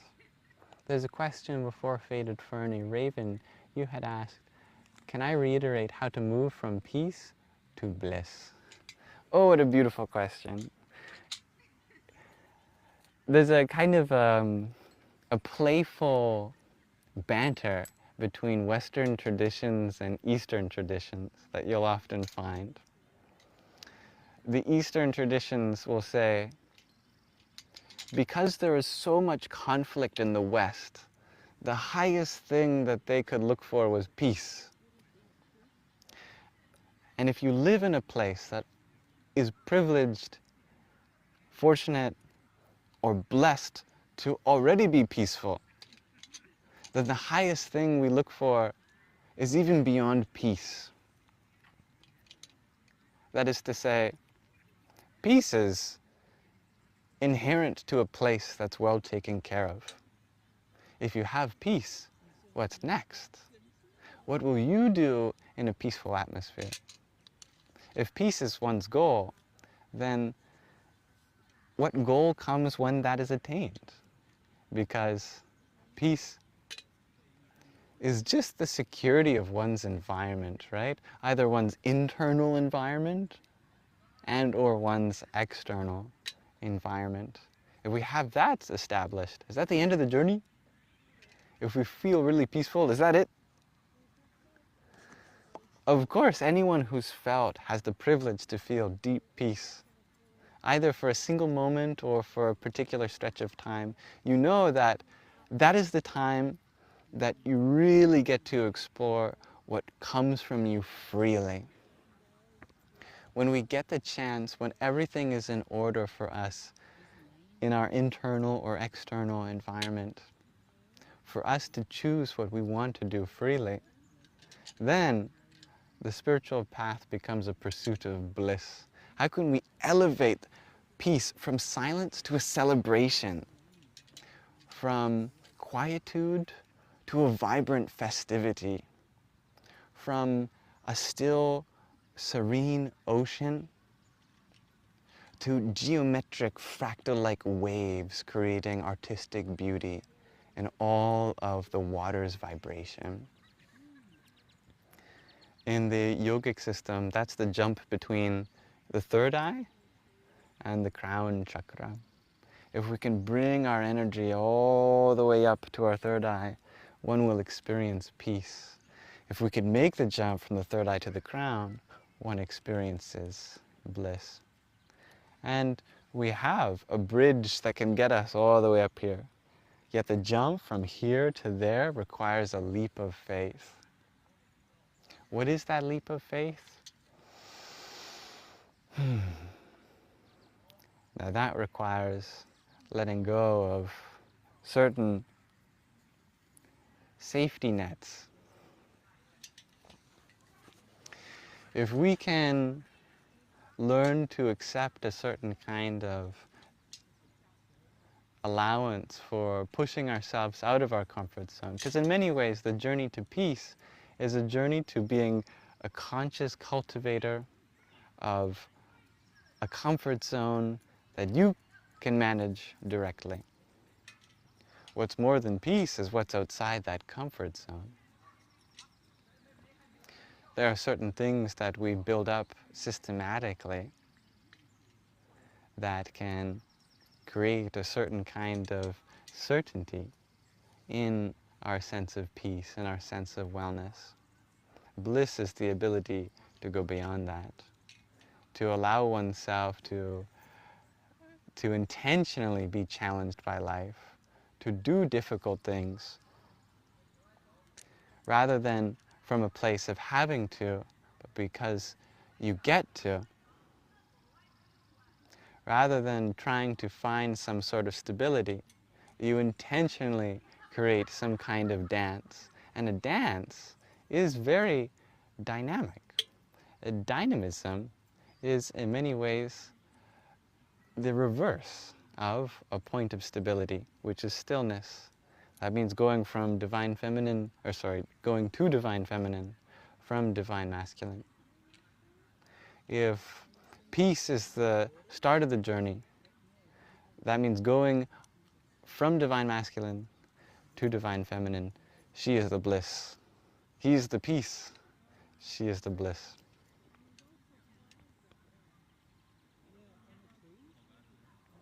It's the inward journey to peace, the outward journey to bliss.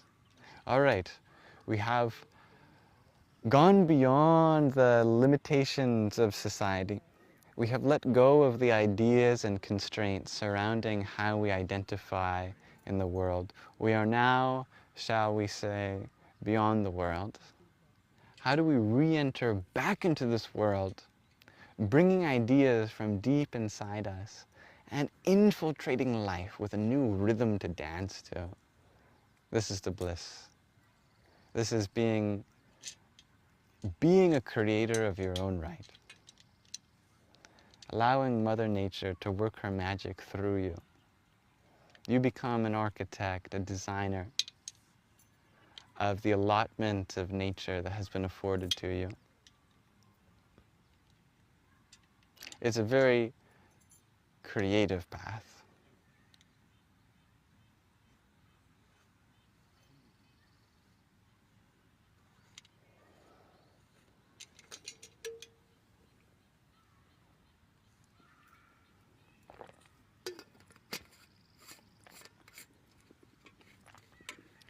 Essentially, this means that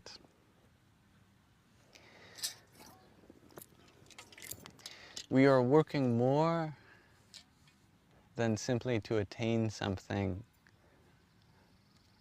for the version of ourself that we felt limited by before.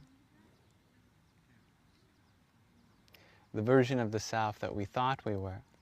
We expand that to include a much greater whole.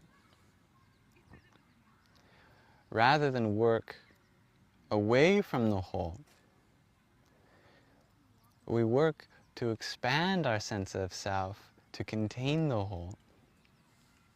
Or to put it another way, in some sense we want to be selfish, as long as that sense of selfishness includes the whole. Because if I am selfish, I will do everything I can to make my life better. If my life includes your life, if I talk about serving life, this life, and by this I mean that which we are a part of, then being selfish, inclusivity, having inclusivity in one's selfishness, being universal in one's selfishness. We will do whatever we can to serve the whole self that we're all part of. And since we have a certain dominion over this part of the self, this body, this mind, we make it into a vibrant form that others may experience joy from also, so that we inspire the self that is in their body and their mind to do the same there. And it's like little lamps turning on here and there. Like a festival of lamps. It all starts with one, and then they all start glowing. Boom, boom, boom, boom. Be the flame to ignite others. Faded fairy, you share. Say you enter bliss state and re-enter back to earth. Do you have to understand others aren't there? Let's recalibrate. Is bliss a state, or is it the very nature of your being? Can it be entered, or can it only be shared?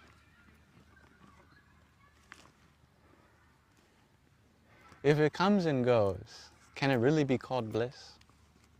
If it is the eternal nature of your very own being, then this is the real bliss. The bliss that's been with you the whole time, even in one's darkest moments. And actually, bliss is what we experience as we enter into the world. we find that sense of self that has always been permeating this world. We enter into that inherent flow. It is difficult because so much of us wishes to turn away from this world. This world is the ultimate expression of ourself. The soul really wants to be here.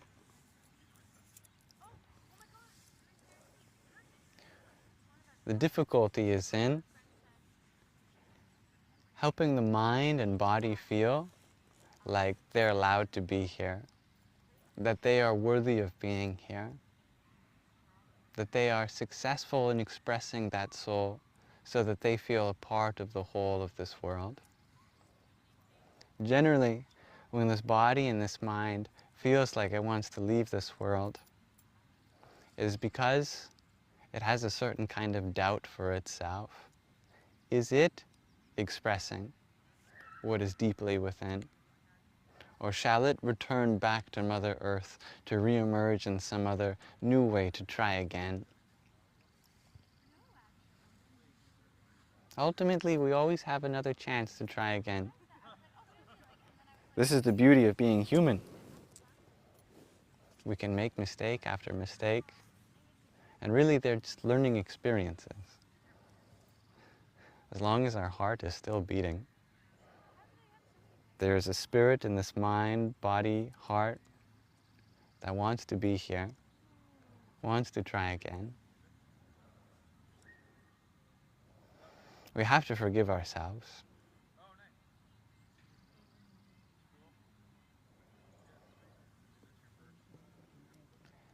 Thank you, dear Anastasia, for your heart me.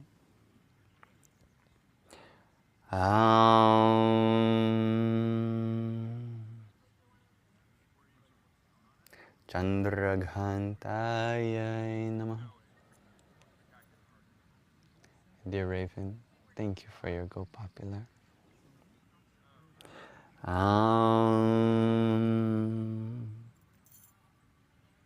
Kushmandayai Namaha. Give ourselves grace. I love the way you put that, dear Riana.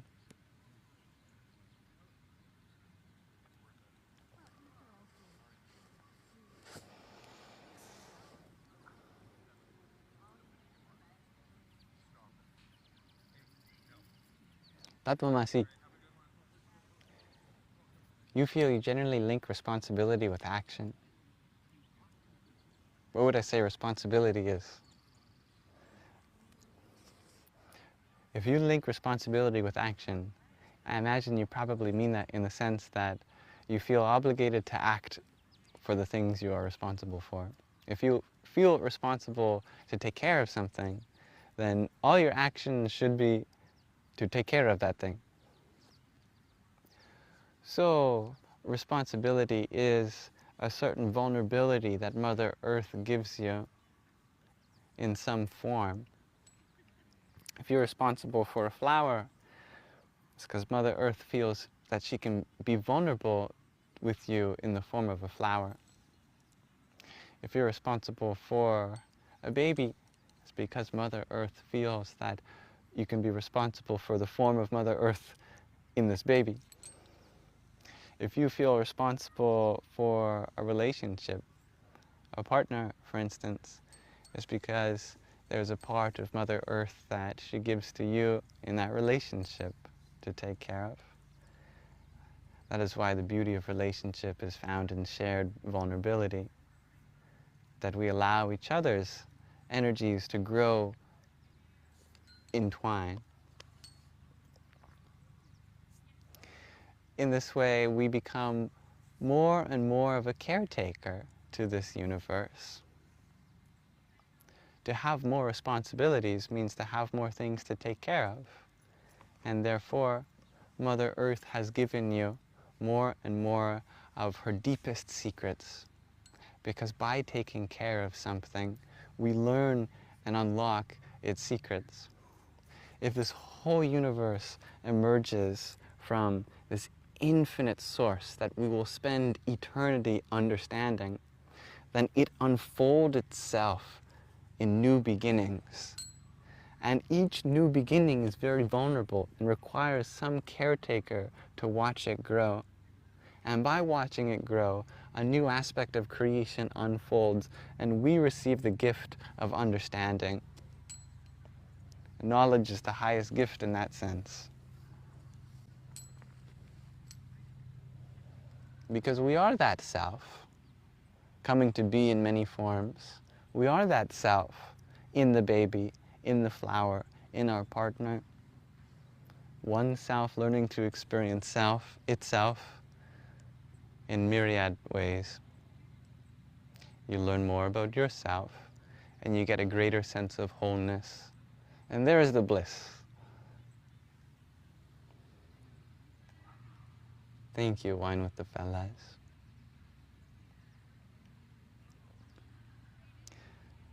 Navy NASA, there's such a beautiful quote you've shared.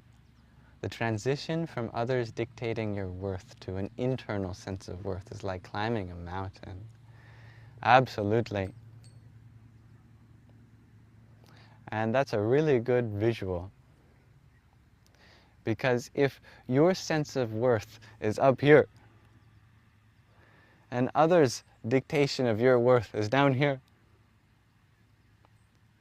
then how much could they really have seen of you? There's only so much you can see at the foot of the mountain, right? But up top, you can see the whole.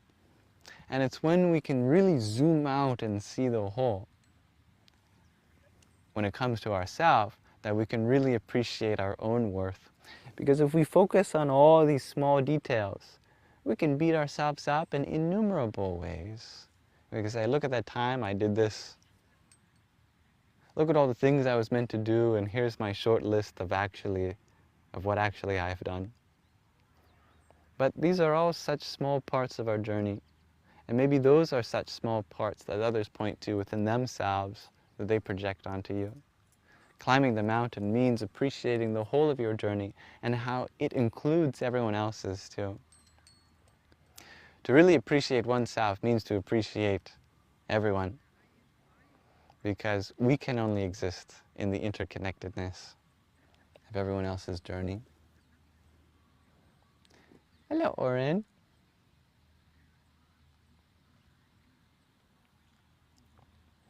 I love what you share, Madeline. You feel you're not above your 2-year-old son, but you are both souls sharing and learning along our journeys.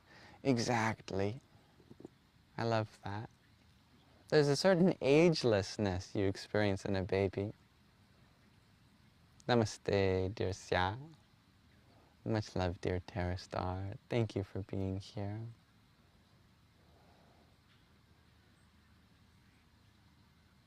Hee, you share. Some people are given things they only hurt. Some people are like Edward Scissorhands. They need to reevaluate the way they approach the things that are vulnerable to them. Only because they've only learned to care in such a brute-like way from the people that have cared for them. I've learned that if you really care for something, you inherently teach it how to care for others itself. That is how we learn, right? I am so grateful for my mother, who has taught me how to care through her grace. She has cared for me in such a tender way that I am able to look at things and care in an equally tender way. Or at least I aspire to care in as tender of a way that my mother has shown me. Likewise, those who have yet to experience such care, where are they in their journeys to learn how to, what it looks like to be gentle in their care for others too? Imagine trying to take care of a garden if all your tools look like destructive weapons. If all you have is a stick of dynamite and a blowtorch and and a what's it called, and a bulldozer, and a lightsaber, all these things, you will find you're going to have to be really creative if you want to take care of something that's so precious, so vulnerable. We need better tools. How will we get those tools unless those tools are given to us? Really, there is an abundance of tools for us to share to. Just as there is a concentration of material resources that deserves to be shared in the world, there's a concentrations of spiritual resources that deserve to be shared.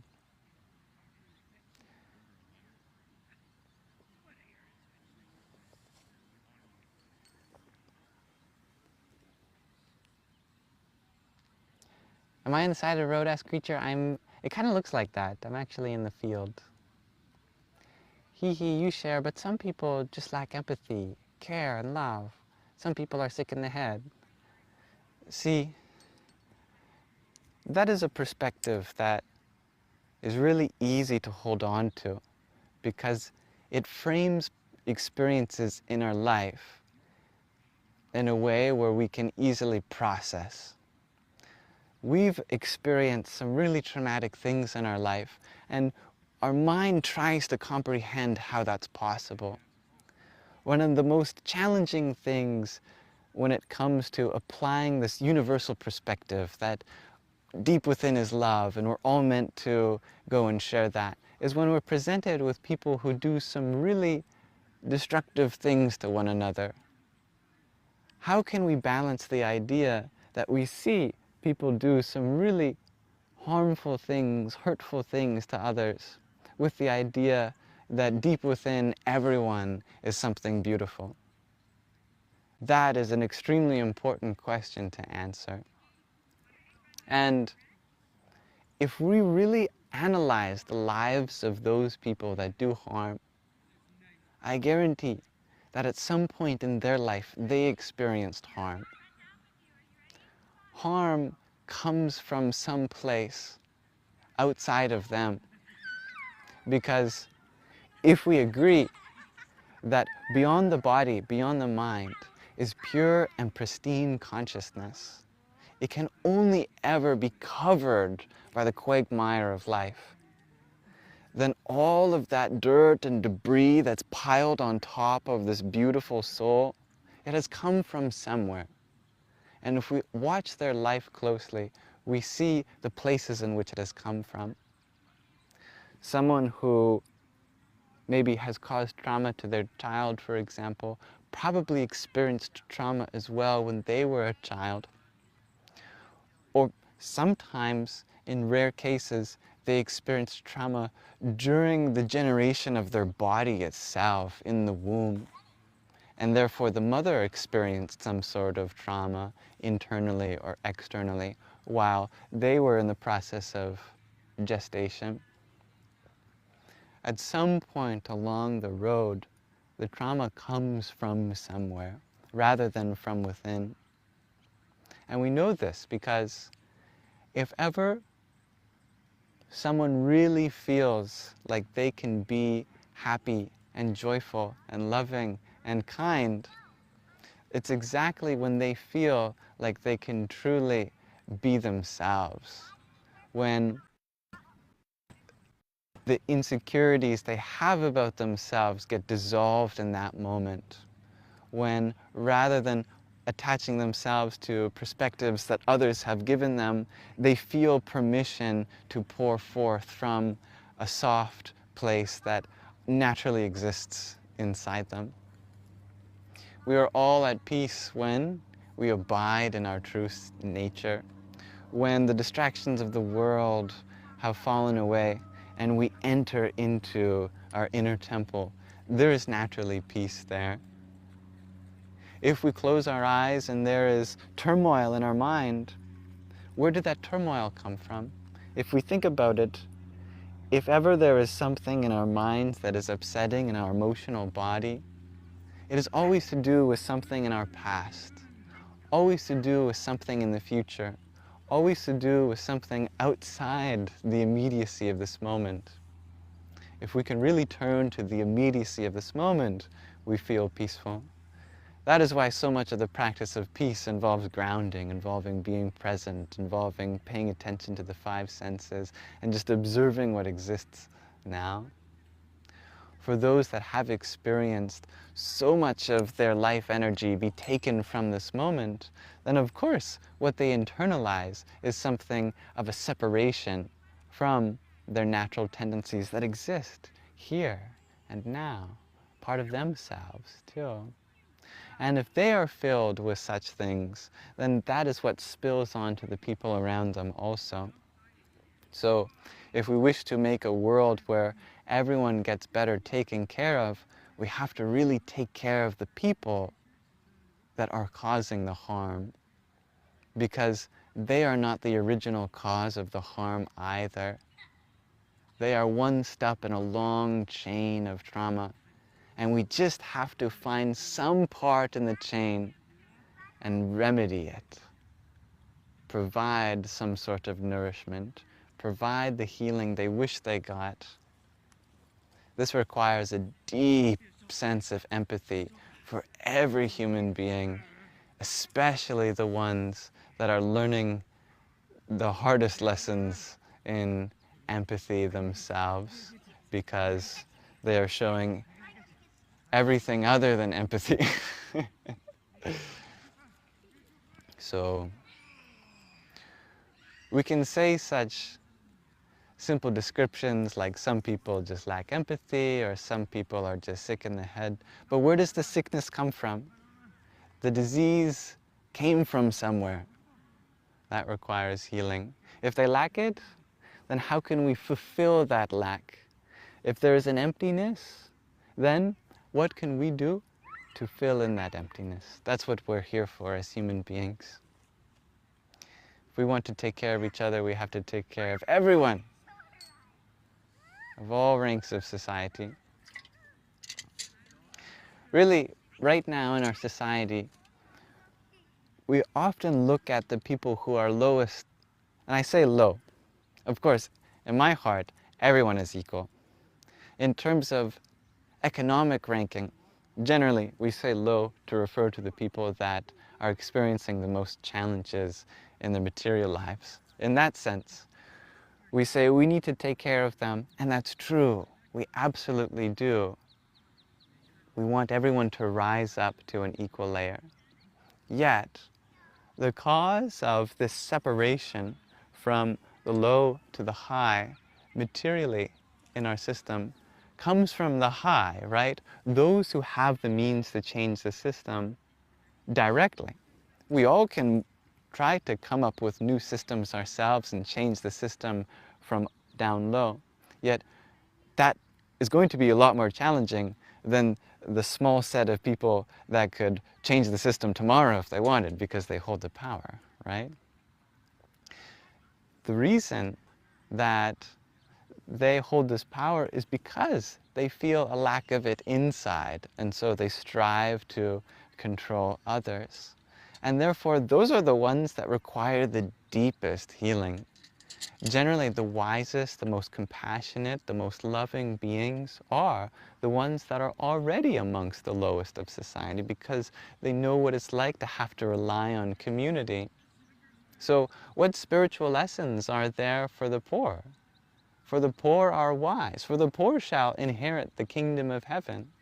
They really are the ones that make up the bulk of true sages.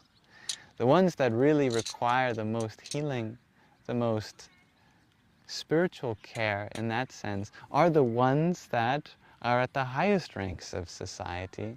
They might have all the material prosperity, but they lack the spiritual prosperity, right?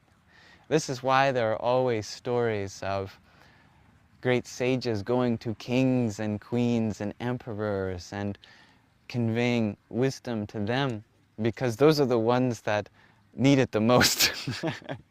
The common people have what they need within already. They lack what's without.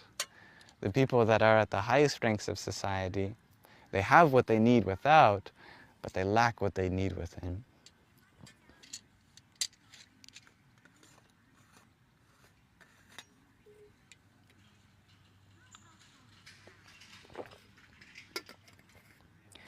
All right. So, if we are the ones at the bottom of society then, how can we become the best version of ourselves to inspire the people that may look down upon us?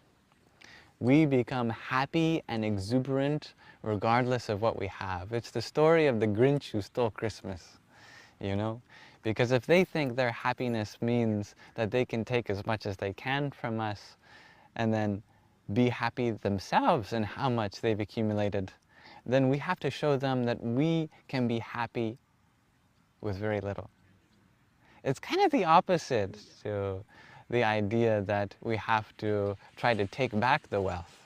Rather, we are the ones that have the true wealth. We have that inner prosperity. We need to show that.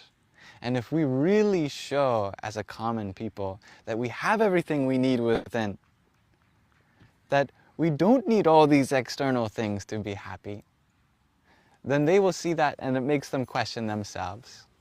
If I have accumulated all these things and yet these people are still happy, then what is it that they really have that I'm not seeing? I think this is the great secret to a revolution. Most revolutions want to happen from the outside in. We want to change them, change the way things work around. We want to redistribute it. But it's kind of like stretching a rubber band.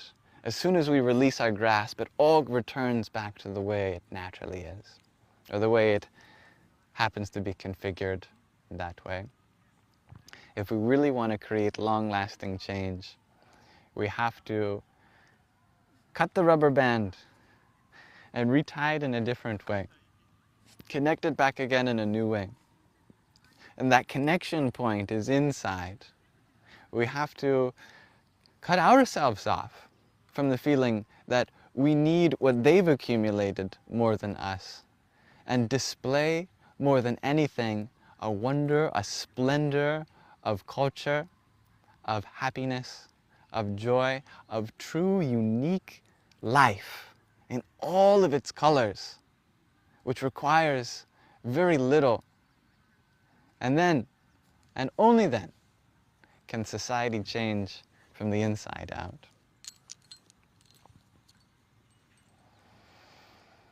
This is an inner revolution.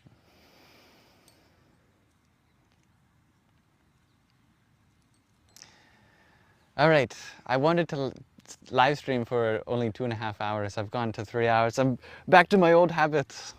I always do this. Oh, that's okay. I'm happy to be here with you all. It's a beautiful moment, beautiful day today. I'm really grateful for this live stream. Creature, you have a question. Do I have any advice you share for emotionally numb people? You feel like you can't experience emotions. Sometimes we're waiting for emotions to come to us. Remember, emotions come from within you. Rather than trying to experience something that might allow you to feel something, you are the one doing the feeling. Create the experience rather than look for the experience. Sometimes we want to try to find that one movie that will trigger us and get our emotions to come pouring forth. But it's what we show up to that movie with that's already inside us. The way that we allow ourselves to be expressed to that movie that we get to experience and connect with those feelings.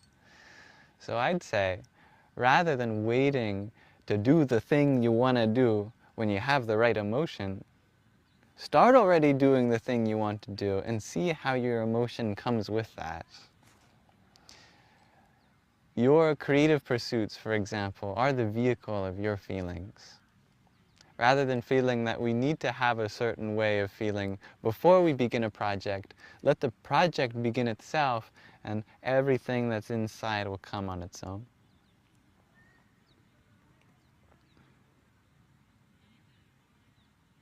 Ellie, you had to ask, will you find your person with your arthritis condition? Are you saying, even with arthritis, will you find a person that complements you? Of course. Whoever said that your physicality was a barrier to love and intimacy? There are so many ways to experience love, so many ways beyond the body, and so many ways with a body. Yeah, absolutely you will. I know this because what universe would we be living in if that was a barrier to love? I know we live in a universe where all barriers of love are meant to be overcome. This is the universal lesson of love, that it comes in infinite ways. And that's what every love story is about.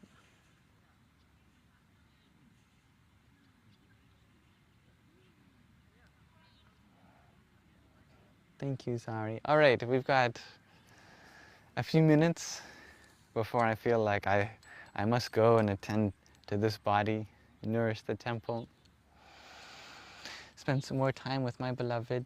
Okay. I'm having fun in the chat. I'm happy you're having fun. Everyone is happy.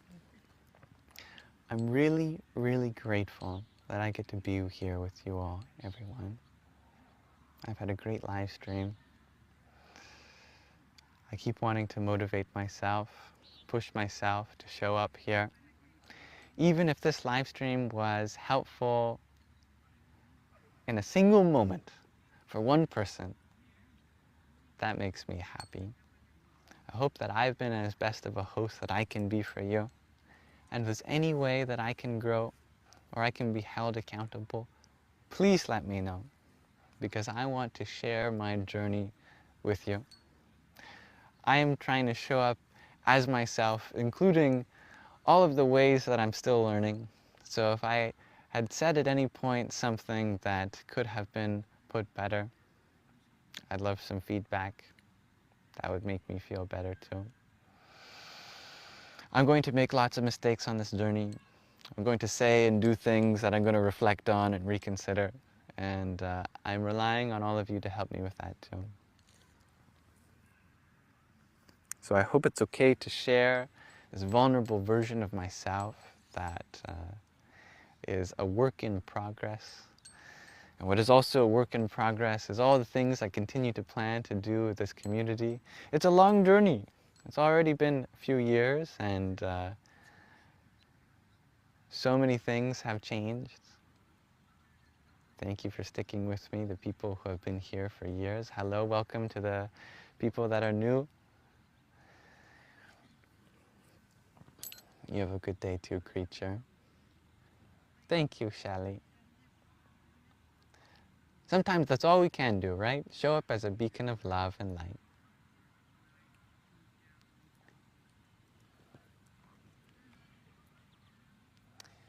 Thank you, dear Kristen. Thank you, Donsuela Priya.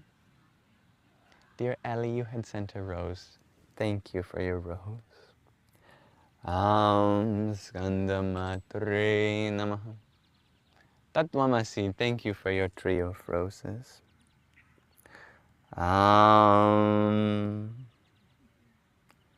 Kala Katyayanyay namaha.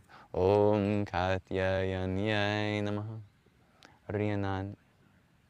Oh, thank you, everyone. You are all very humbling. I feel very humbled in your presence. Thank you, Riyanan, for your fortnight's worth of roses. Kalaratriyay namaha. And Kung Fui for your rose, thank you. Mahagauriyay namaha. Hello, Lice. And for your finger heart, thank you for that, dear Kung Fui. Namo namaha. Oh, I hear some live musical show or something beginning. When's my next live? Well, I plan to be back tomorrow, dear creature. I think I may try for an even earlier time tomorrow. So I'll let you know in my Telegram group chat, as always. I might try for... Today we started at 5 p.m. Pacific Daylight Time. That is 3 hours ago from your local time. I might try for 4 or 5 hours before our local time tomorrow. Whatever that is for you. 4 or 5 hours before now tomorrow. Does that make sense? 3 p.m. Yeah, I might try for 3 or 4 p.m. Pacific Daylight Time. Can we get a yippee? Yeah. I am north of California, dear Michelle. In British Columbia. Same time zone though. And take care, dear Kayla. All right, I wish I had more time for a meditation. Yet, let's absolutely do a little short one. Inspired by a random verse from the Vijnana Bhairava Tantra. This is an interpretation called the Radiant Sutras, which we've read before by Lauren Roche. My beloved, can you choose a random page between here and here? Alrighty. It has to be in the first half. Set an intention. I set the intention for a perfect meditation to end our life with. This one? Number 18. It's the 18th of 112 meditations. Om Tantriyadivadya Shabdeshu Dirgheshu Krama Samstitehi Ananya Chetah Pratyante Paravyoma Vapur Bhavet. And the English interpretation is, immerse yourself in the rapture of music. You know what you love, go there. Tend to each note, each chord, rising up from silence and dissolving again. Vibrating strings draw us into the spacious resonance of the heart. The body becomes light as the sky, and you, one with the great musician who is even now singing us into existence. Well, given that there is one concert happening just over there as we begun reading that, I think there's only one interpretation that could mean, let's walk over to the crowd together and just enjoy the music for a little bit together.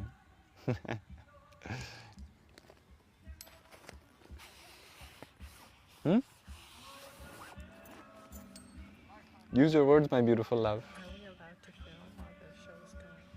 Hey, I have faith that we're allowed to.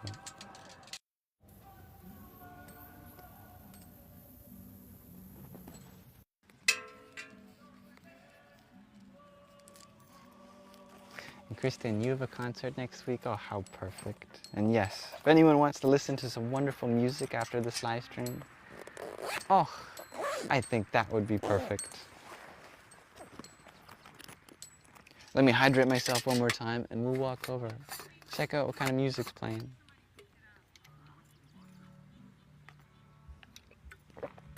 Om Saraswatiyai Namaha.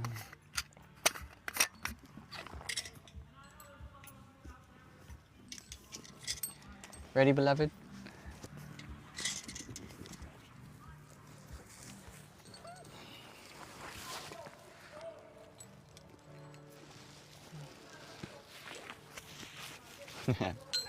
That's right, Tatvamasi.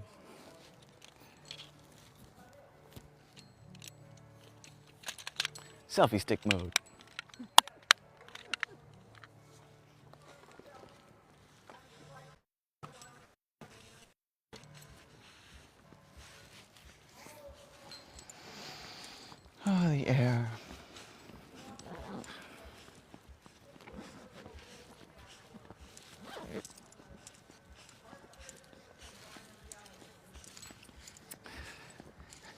People want to meet my beloved.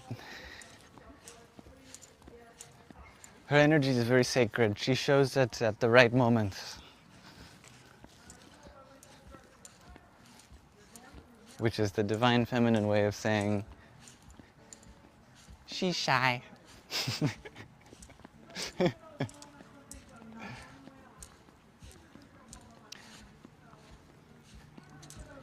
Jaya Kalika. Here's the sunset. Indeed. All right. Here's the music.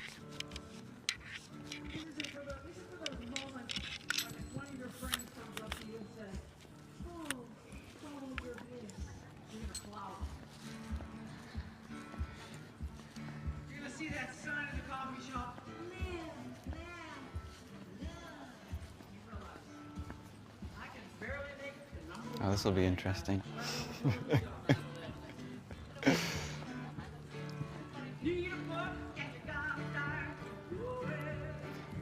I hope you can hear it.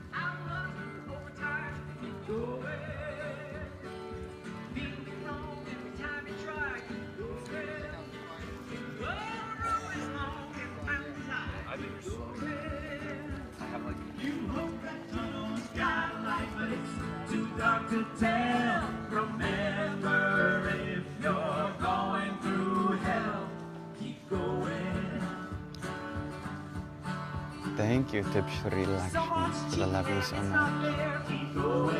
Om Shri Mahalakshmi.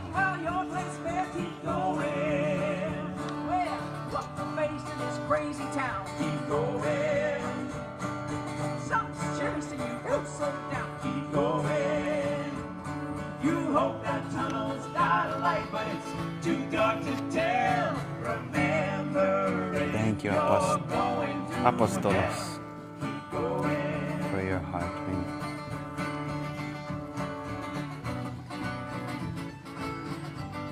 Om Namah Shivaya.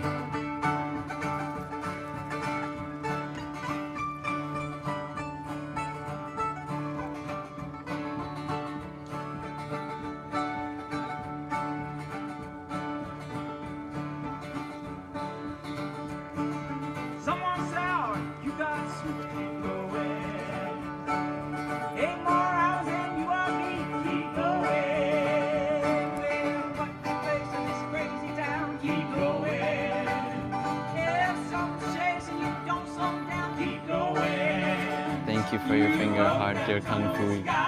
Much love to you. Om Annapurnaya.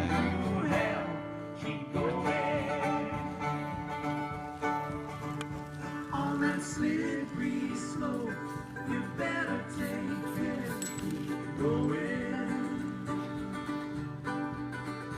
At the end of your rope, climb back up there, keep going. Keep going, my friends. Who wants to stay where you're taking the hit? Get through, get around, or get over it, keep going. You hope that tunnel's got a light, but it's too dark to tell. Remember, if you're going through hell, keep going. Keep going. Thank you, Tip Shri Lakshmi, for your trio of roses.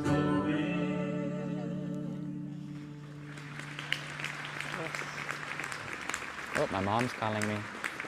All right. I will call her back in just a moment. Thank you, everyone, for being a part of this live stream today. I've written a lot of songs about the prairies, and most it's because a lot of people thought Saskatchewan was just a large flat place before Banff, basically. And my goal Thank you, was to everyone, change that today. attitude. Really, Much started love. to do a whole album called Thank you, Samra, for your groove I had guitar. this picture of a place I love, it's called the Grasslands National Park. Namo Virgin Prairie. It's just Bhagavate really a special kind of Rudranya. place. It's got burrowing owls and rattlesnakes. Thank you, everyone, for your generosity today and your time. And so I'm going to make my way I home, made a take picture care that of this I'm temple of not the best body, photographer, I will say.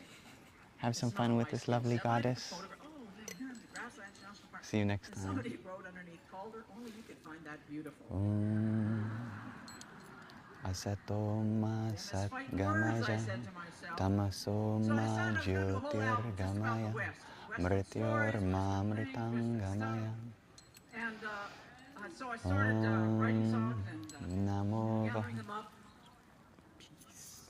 But this song may be the only song written about the prairies that was inspired by Montreal traffic.